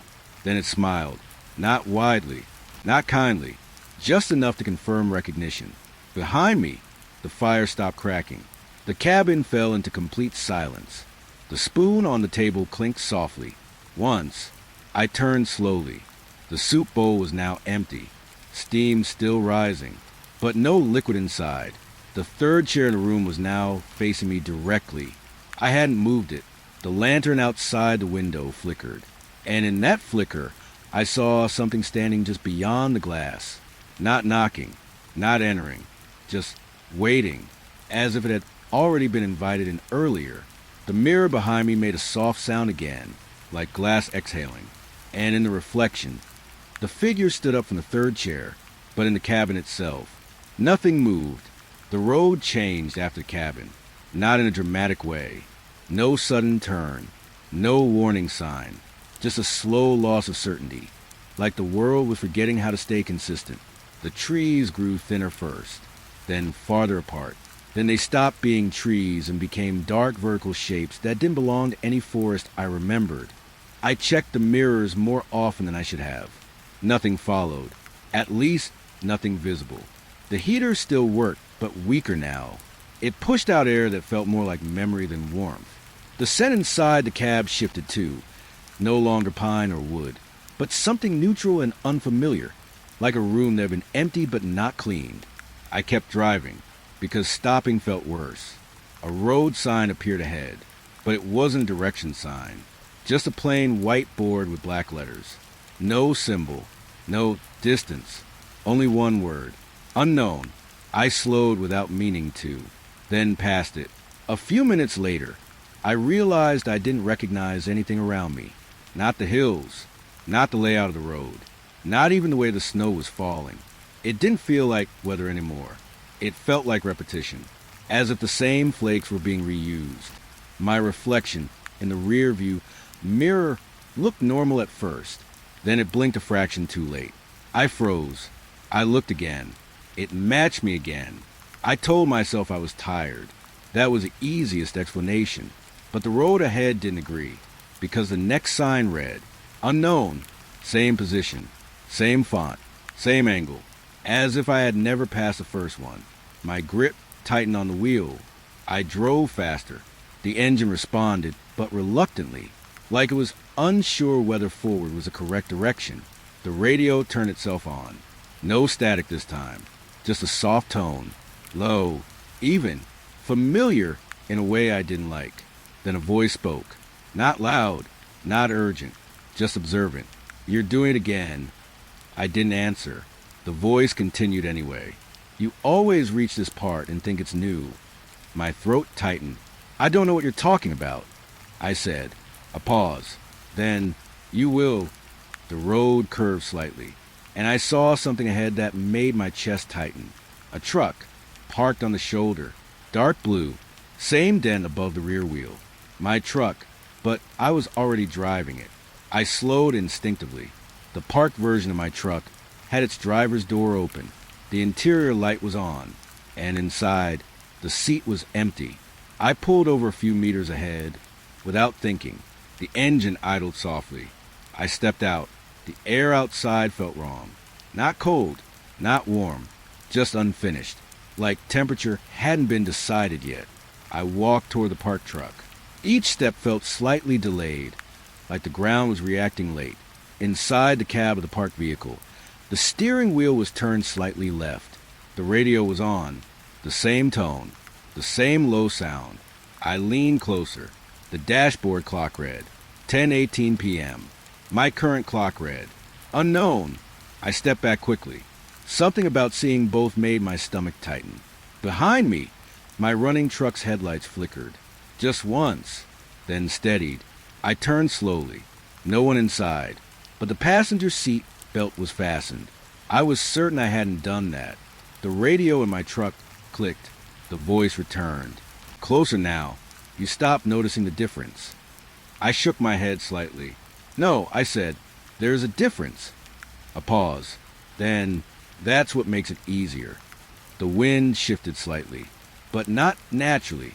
More like a direction had been chosen for it. The parked truck beside me made a soft sound. Not an engine, not movement, a settling sound. Like something inside it had finished arriving. I backed toward my running truck. The door was still open. I hadn't closed it. I was sure of that now. Inside, everything looked the same, but the air felt heavier, like it had been used while I was gone. The radio stopped. Complete silence returned. Then, from behind me, the parked truck's headlights turned on, even though no one was inside. I froze. The light didn't illuminate the road. It illuminated me perfectly, as if it already knew where I would stand. My truck's engine suddenly lowered its idle, not shutting off, just calming down, like it had stopped needing my input. I stepped inside quickly and slammed the door, locked it. The parked truck did not move, but its headlights followed me as I drove away, slowly, exactly matching my speed. I checked the mirror once, only once. The parked truck was gone, but the road behind me now showed 2 lanes of tire tracks, one mine and one identical, right beside it, perfectly synchronized, as if I had always been driving next to myself, and just hadn't noticed until now. The lantern was already there when I came around the bend, not hanging from anything I could see, not attached to a post, just suspended in the air above the roadside snow, swaying slightly as if held by an invisible hand that refused to let it touch the ground. I slowed without meaning to. The forest around me had grown denser again. Trees stood closer together now, their branches heavy with frost, forming a narrow corridor that swallowed most of the sky. The road itself felt thinner, too, like it had been pressed into the landscape rather than built into it. The lantern's light was soft, warm in color, but it didn't reach far enough to feel useful. It only marked its own existence, nothing beyond it. I stopped the truck a short distance away. The engine settled into a low hum before fading completely. Inside the cab, the heater gave a final uneven breath of warm air. It carried a faint scent of something familiar, old fabric mixed with dust, like a coat that hasn't been worn in years but still remembers the shape of a person. I stepped out. The cold here felt different again. Not sharper, not heavier, smaller, like the world had reduced itself to fit inside a narrow space where I was allowed to stand. The lantern swayed once more. No wind moved it. I walked closer. Each step made almost no sound in the snow. The light didn't flicker. It waited. That was the only way I could describe it, like it was aware I was approaching, but had no intention of reacting. As I got closer, I noticed a faint sound. Footsteps. Behind me. I turned quickly. Nothing. Only my truck. Only the road I had just walked. But the sound came again. Not closer. Not farther. Matched to my pace. I took another step. The footsteps behind me matched exactly. I stopped completely. Silence. I held my breath. The forest did not move. The lantern did not move. But the footsteps also stopped, waiting for me to decide what came next. I turned back toward the lantern. "I'm alone," I said quietly. The words didn't feel convincing even as I spoke them. The lantern gave no answer, but the light shifted slightly. Not brighter, not dimmer, just angled, as if it had changed how it was looking at me. I stepped forward again. The footsteps returned immediately. Same distance, same rhythm, perfectly aligned with mine. I forced myself not to look back this time. The lantern was closer now, close enough that I could see the glass had tiny scratches across its surface, like it had been carried through too many winters. Inside, the flame burned steady, but it didn't produce heat, only visibility. I reached out slowly. My fingers stopped just before touching it. Something about it felt wrong, not dangerous. Recognized, like I had already touched it before. Behind me, the footsteps stopped again. But this time, something else continued. A soft breathing sound. Close. Very close. I turned slightly. There was nothing behind me, but the snow showed a single line of footprints now. Not mine. Parallel to mine, but not matching anymore. They were one step ahead. Always one step ahead. I backed away instinctively. The lantern's light followed my movement. Not physically, but visually, like it refused to let me leave its center. The forest around me seemed tighter now, the trees closer, the road thinner behind me. I tried to return to my truck, but I didn't remember exactly where it was. I was certain I had left it only a few meters away. Now the space felt longer. Incorrect. I turned in a slow circle. The lantern remained in the center of my vision, no matter where I faced. And in every direction behind it, the footprints continued, always slightly ahead of mine, always waiting before I arrived. A whisper brushed the air beside my ear. Not a voice, more like the shape of one. "You slowed down here," it said. I froze. The lantern flickered once. Just once. Then steadied. My breath came out uneven. "I didn't slow down," I said. The whisper didn't respond immediately. Then, "You did when you started noticing." My chest tightened. I stepped backward again. The footprints stopped matching mine completely now. They were no longer beside me. They were in front of me, leading, not following. I turned sharply toward the road. But the path I had come from was gone. Not blocked, not hidden. Gone. Only forest remained. No tire marks. No opening. No direction. Just trees closing in the shape of absence. The lantern shifted again. And for the first time, I saw something inside its glass reflection. Not my face. Not the forest. A second version of me standing where I had just been, still, watching, not moving when I moved. And behind that reflection, another lantern, farther down the road, already lit, waiting for me to reach it. The whisper returned, softer now. You always think this is where it begins. I swallowed, but it's not. I asked. A pause. Then, no. The lantern's flame stretched slightly upward as it pulled. The footprints ahead of me began to move again, one step forward, waiting, as if they had already decided where I would go next. And for the first time since I stopped the truck, I wasn't sure I was the one choosing to follow. The toll booth was not on any map I remembered. It appeared after a long stretch of empty highway, where the trees finally broke away and the land flattened into a wide, silent plain. No other cars had passed me in what felt like hours. The sky was pale again, but not like morning or evening, more like a color that didn't belong to time at all. Then I saw it. A single lane narrowed into a concrete arch, a booth in the center, and a raised gate blocking the road. I slowed the truck instinctively. The engine lowered into a soft, uneasy hum. Inside the cab, the heater gave a weak pulse of warmth. It carried a faint scent of metal and something faintly sweet, like old coins held in a closed hand for too long. It reminded me of my father emptying his pockets at the end of the day, placing change on the kitchen table without looking at it. I had never thought of that habit as strange before. Now it felt intentional. I stopped before the gate. No sign told me to. No warning flashed. It simply felt like the road ended here, even though I could see it continuing faintly beyond the booth. Empty. Waiting. I stepped out. The cold here felt controlled, not natural, like someone had decided how much of it I was allowed to feel. The toll booth was small, made of glass and steel, with a single bright light inside. No attendant stood behind the window. No movement inside at all. Yet the barrier arm lifted the moment I approached. Slowly, without sound, I hesitated, then walked forward. The air inside the booth area was warmer than outside, but it didn't feel welcoming. It felt measured, like temperature had been adjusted for observation rather than comfort. On the counter inside the booth sat a small tray. Coins were already placed neatly on it. Shiny, fresh, too fresh for a place this empty. I frowned slightly. I didn't pay anything, I said quietly. No response came. The booth light flickered once, then steadied.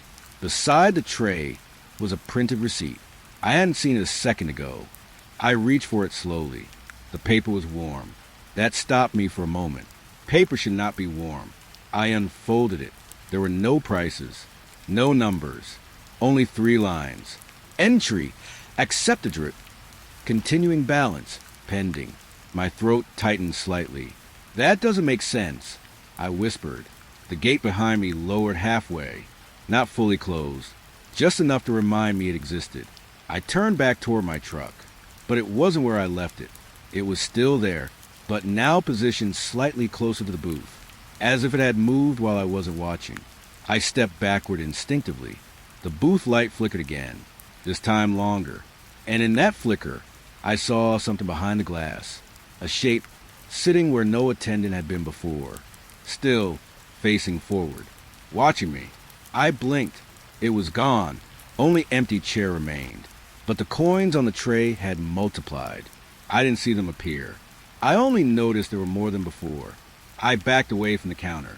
The voice came without warning, not from speakers, not from outside, from the booth itself. Calm, professional. You are currently in transit, it said. I froze. I didn't stop. I replied immediately. A pause.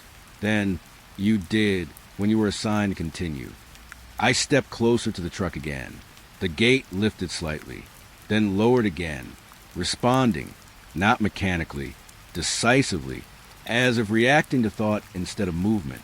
I opened the driver's door. The interior felt different, not changed, prepared. The steering wheel had a faint mark on it, like someone had held it recently. Warm. I looked down at the receipt still in my hand. The ink had changed. New line added beneath the others. Passenger, confirmed. My heart tightened. There is no passenger, I said quickly. The booth light flickered a third time. Longer. and when it steadied, I heard a soft sound behind me, coins dropping onto metal, one by one, slow, measured, like someone counting without urgency. I turned. The booth window was no longer empty. The seated shape was clearer now, not fully visible, but enough. It was wearing my coat. I stepped backward. The gate behind me lifted completely, inviting, not blocking. The voice returned, even calmer now. Balance has been updated. I looked at my truck. It was already moving forward, slowly, without me inside.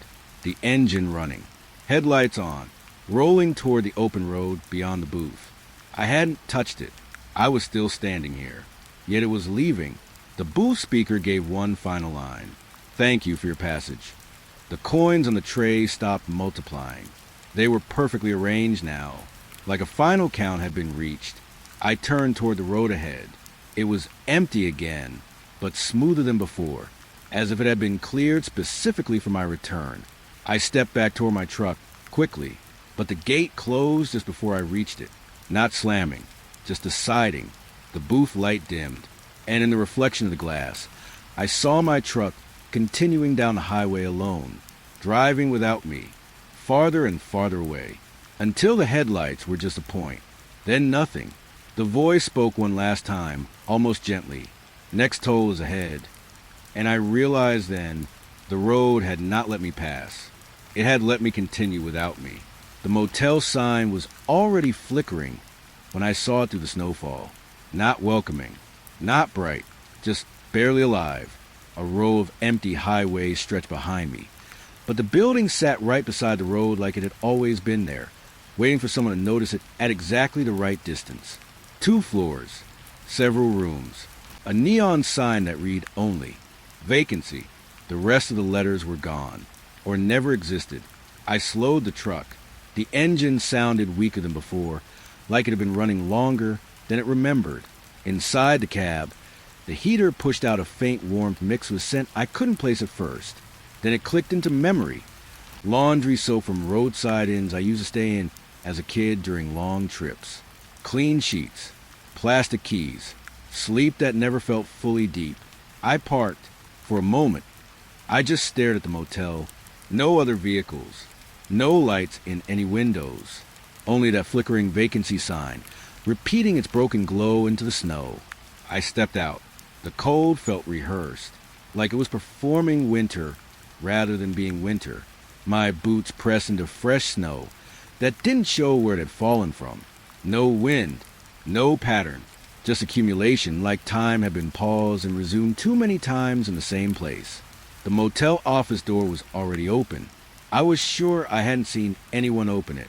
I walked inside. The air was warmer immediately, too warm for an empty building.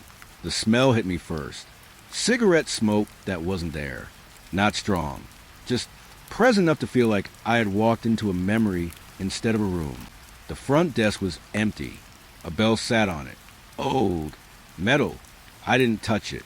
Behind the desk, a wall of keys hung in perfect rows. Every hook filled. Every tag labeled. But none of the names made sense. Just numbers that seemed to repeat in patterns I couldn't follow. Then I noticed something that made me stop. One key was already on the counter. Not hanging. Not labeled. Just placed there. Waiting. I reached for it slowly. The metal was warm. That warmth again. Always wrong in places it shouldn't be. The key tag had a number etched into it. 17. I frowned. I didn't ask for a room, I said quietly. No response. But the key vibrated once in my hand, like it agreed with something I hadn't said out loud. A small card slid out from beneath the counter. I hadn't seen it before. On it, printed in faded ink, check-in completed. My chest tightened slightly. I turned toward the hallway behind the desk. Long, dim, stretching farther than the motel should have allowed. Doors lined both sides, all slightly open, all numbered. I walked forward slowly. The carpet felt soft under my boots, like it had been replaced too many times, and still remembered every step ever taken on it. Room 17 was halfway down the hall. The door was already open. I didn't touch it. It opened further as I approached. Inside, a single bed, neatly made, a lamp turned on beside it, and a suitcase sitting at the foot of the bed. My suitcase, I was certain. Same scratch on the handle, same worn corner, same mark I had never been able to remove no matter how many times I tried. I stepped back immediately. The hallway light flickered once, not randomly, in sequence, like it was breathing in a pattern I didn't understand.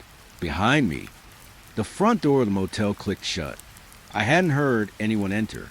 I turned quickly, empty lobby, but the vacancy sign outside had changed. Now it read, occupied. My throat tightened. I turned back toward room 17. The suitcase lid was now open. I hadn't seen it move. Inside it were folded clothes. Mine, too precise, down to things I hadn't packed in years. A faint sound came from the room. A radio turning on. No static, just a soft tone. Familiar, like something humming under thought rather than sound. I stepped inside without meaning to. The door closed behind me immediately. Not loud, just final. The lamplight shifted slightly, and the suitcase was now gone, replaced by something else on the bed.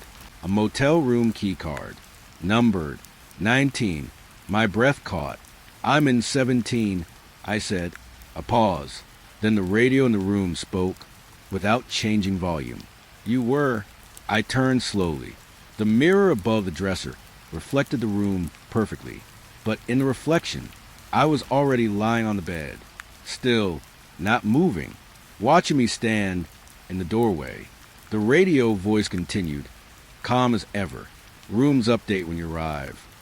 The hallway outside my room sounded longer now, far longer than before, like it was stretching away from itself. I reached for the door handle, but the handle was no longer there, only smooth wood, sealed. Behind me, the bed creaked once. I didn't turn, because I already knew what I would see.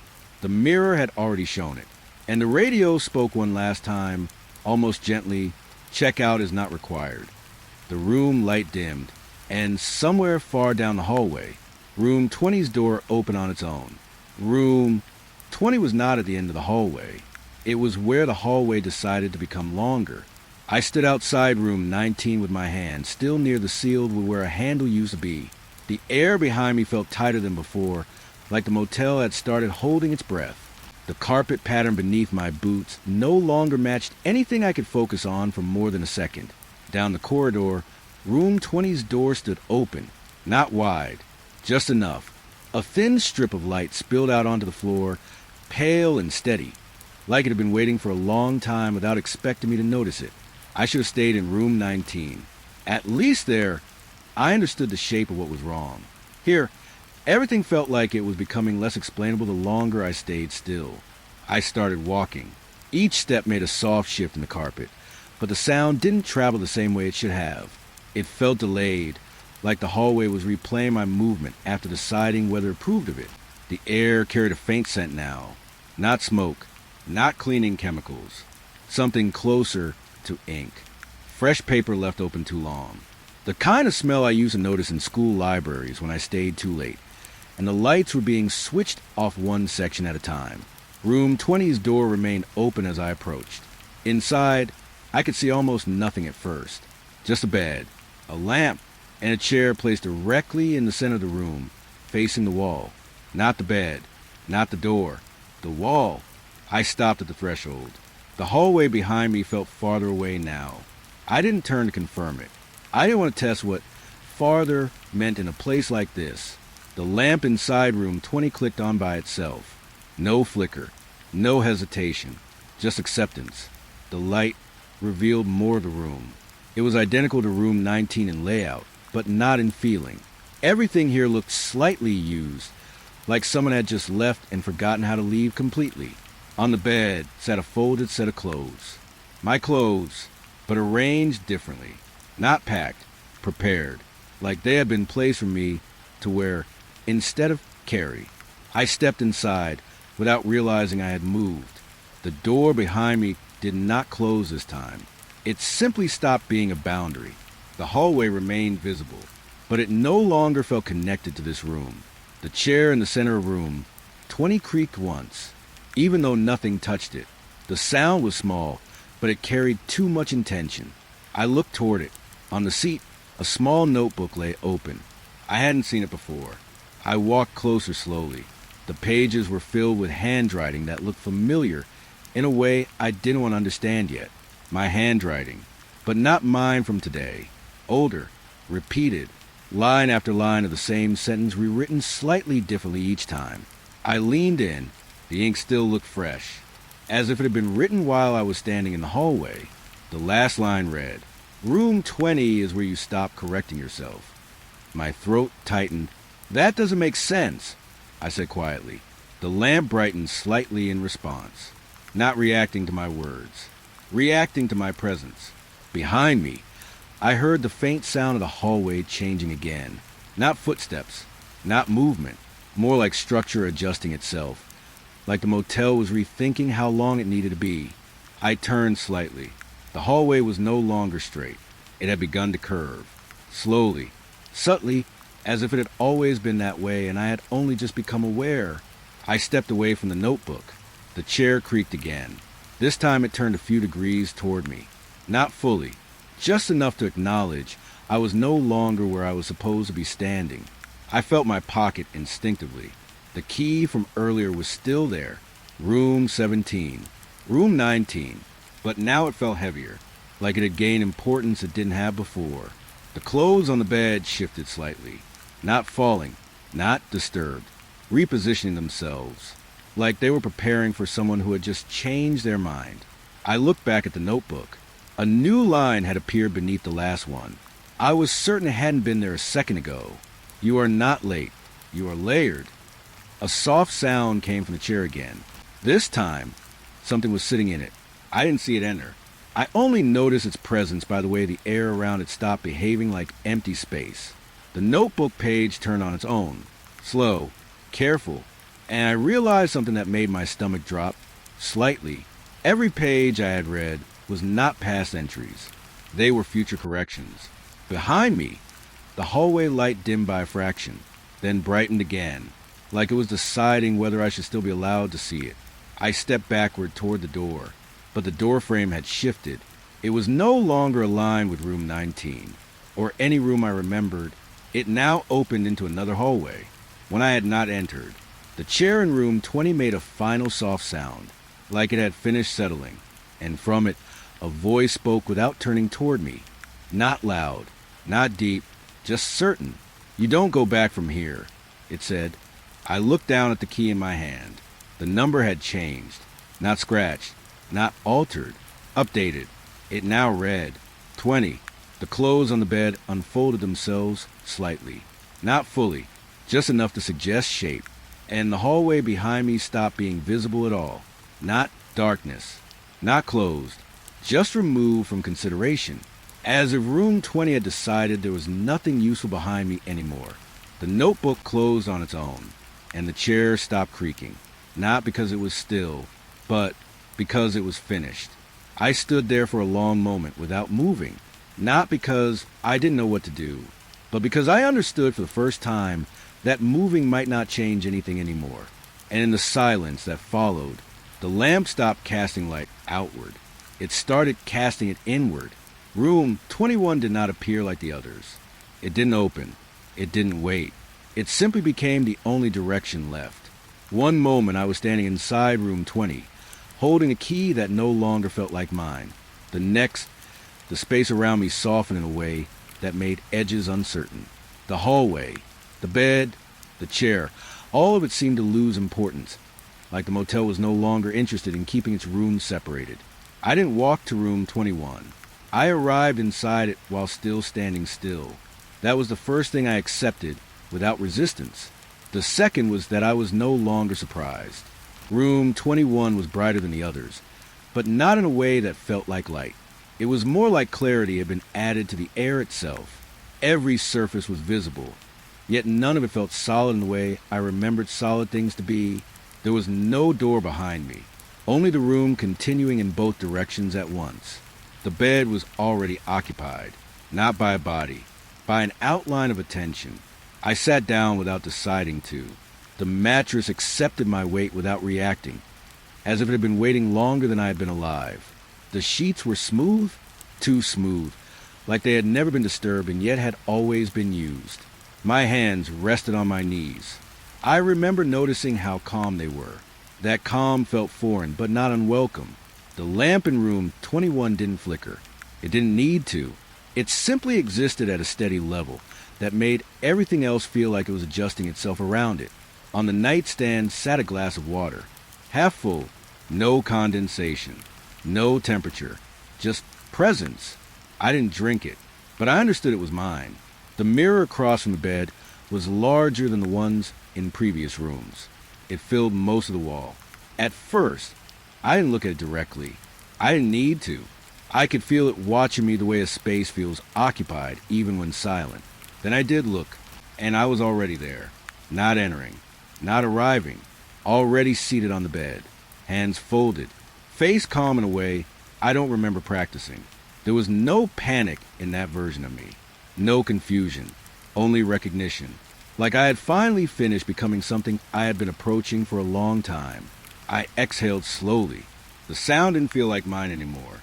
It felt shared. Behind me, I could hear the faintest suggestion of the motel still existing. Not structure, not hallway, just the idea of it stretching backward into places I had already passed through. Room 20 felt distant now, though I hadn't moved. That distance didn't bother me. It felt correct. The glass of water on the nightstand rippled slightly, not from movement, from acknowledgement. I reached for it. The water was neither cold nor warm. It didn't resist being held. It didn't encourage being drunk. It simply allowed itself to be part of the moment.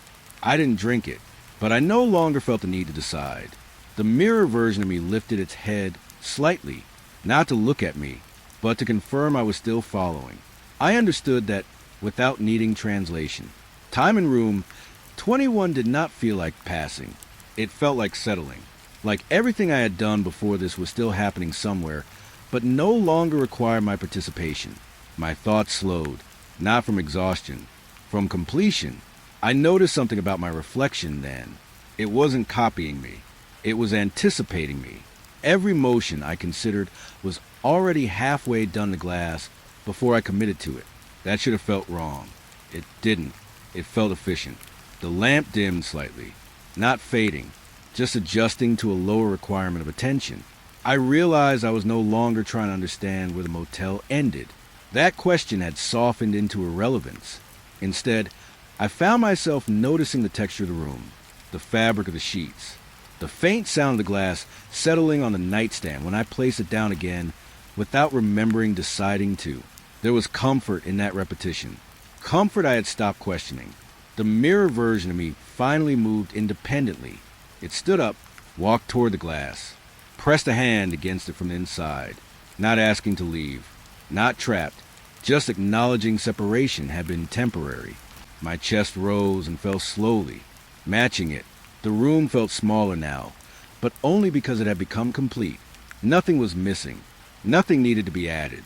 A soft sound came from somewhere behind the mirror. Not knocking, not movement, more like agreement, as if something outside the room had approved of what it had become. I leaned back against the headboard. The mattress adjusted without complaint. I noticed my breathing had become quieter, not absent, just less necessary to notice. The glass of water on the nightstand was now empty. I don't remember drinking it, but I also don't remember it ever being full. That thought didn't disturb me. It passed through and left without resistance. The mirror version of me sat back down. So did I, or maybe I always had been. The difference felt unimportant now. From somewhere deep inside the motel, if it still existed as inside, there was a final soft shifting sound. Not closing, not ending, just settling into a configuration that would no longer need adjustment. Room 21 did not change after that. It didn't need to. Neither did I. And for the first time since the road began, I did not feel like I was being followed, because there was nowhere left to go that wasn't already here. Room 22 did not feel like a place anymore. It felt like continuity. There was no transition into it. No hallway. No doorframe. No moment where I could say I had arrived. One thought was simply replaced by another. and suddenly I was here.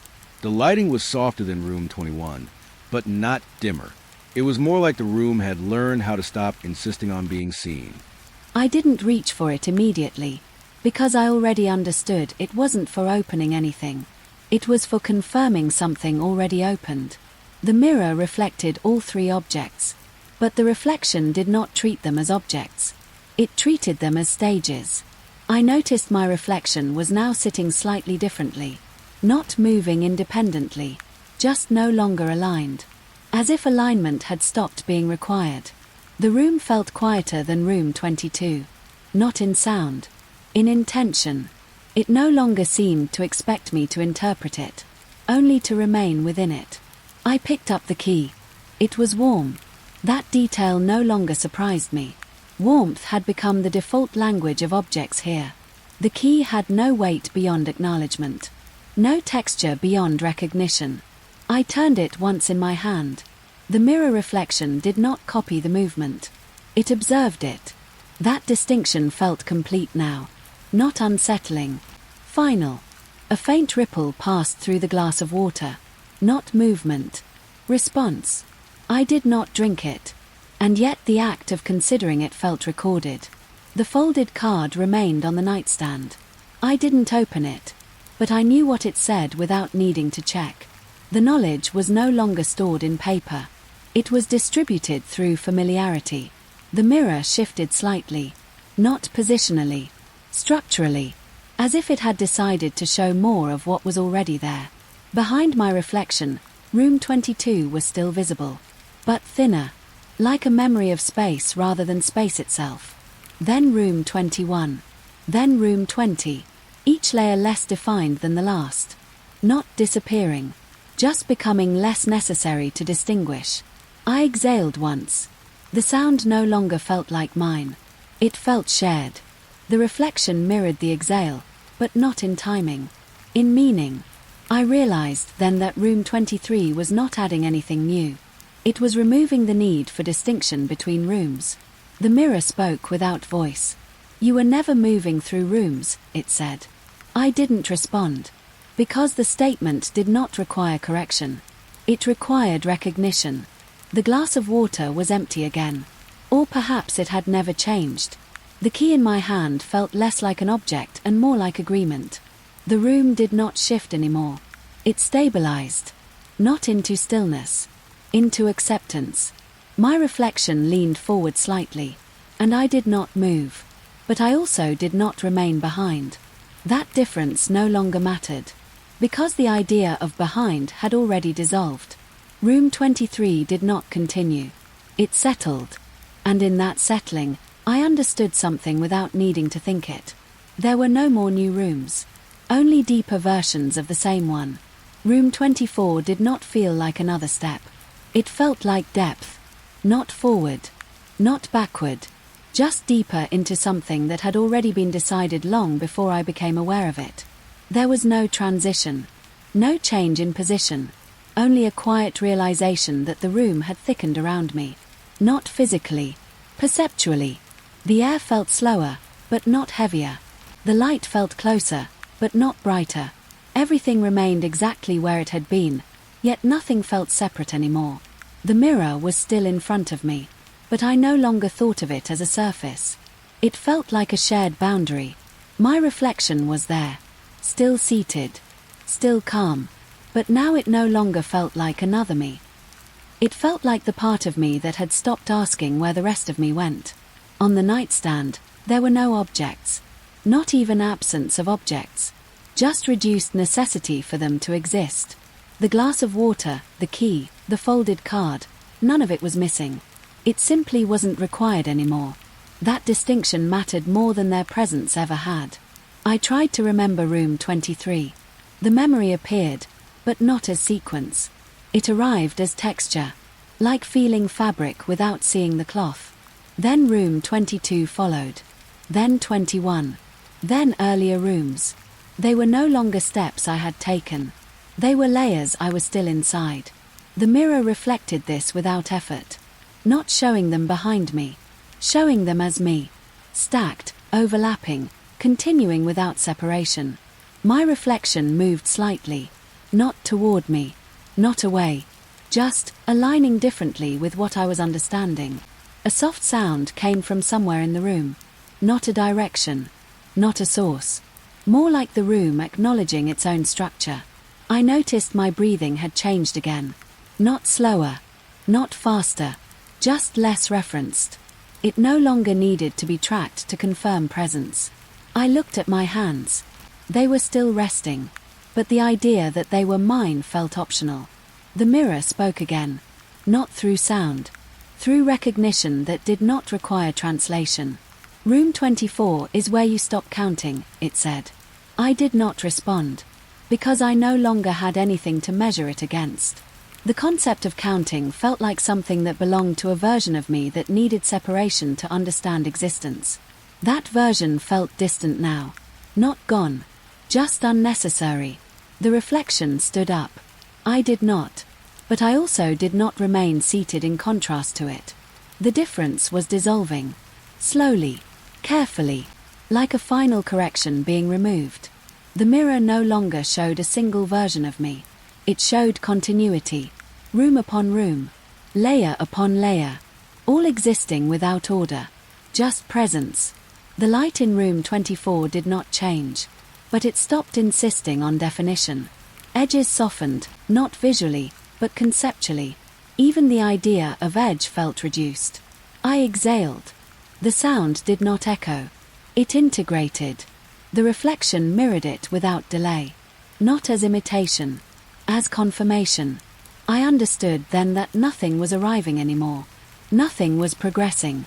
Nothing was ending. Everything was simply continuing without needing to be named. The mirror no longer felt like a separate surface. It felt like the place where separation had stopped being useful. And in that realization, something quiet settled inside the room. Not silence. Not absence. Just completion of distinction. Room 24 remained. But only as long as I still needed to recognize it. And that need was already fading. Not gone. Just no longer required. Room 25 did not appear. It resolved. Not as an entry. Not as an arrival. But as the final reduction of anything that still needed naming. There was no shift in place. No change in posture. No sense of crossing a threshold. Only the quiet understanding that there was nothing left to step into. Everything was already here.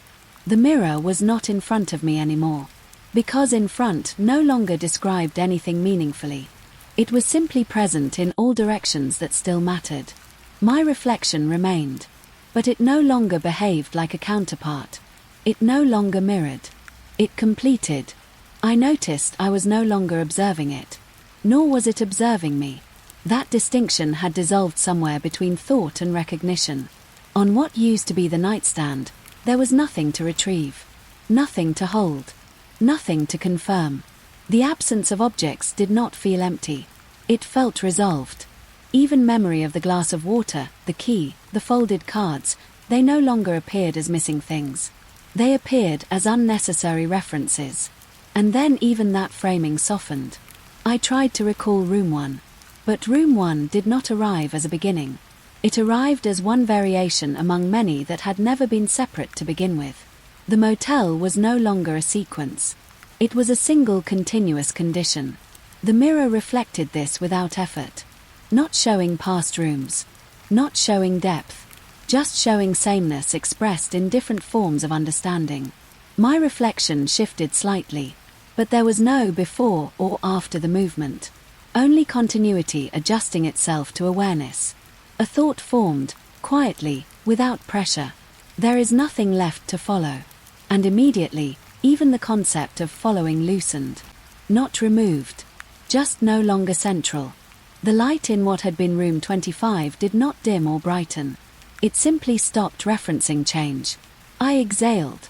Or something equivalent to it. The sound did not travel. Because there was nowhere it needed to go. The mirror did not respond. Because response implied separation.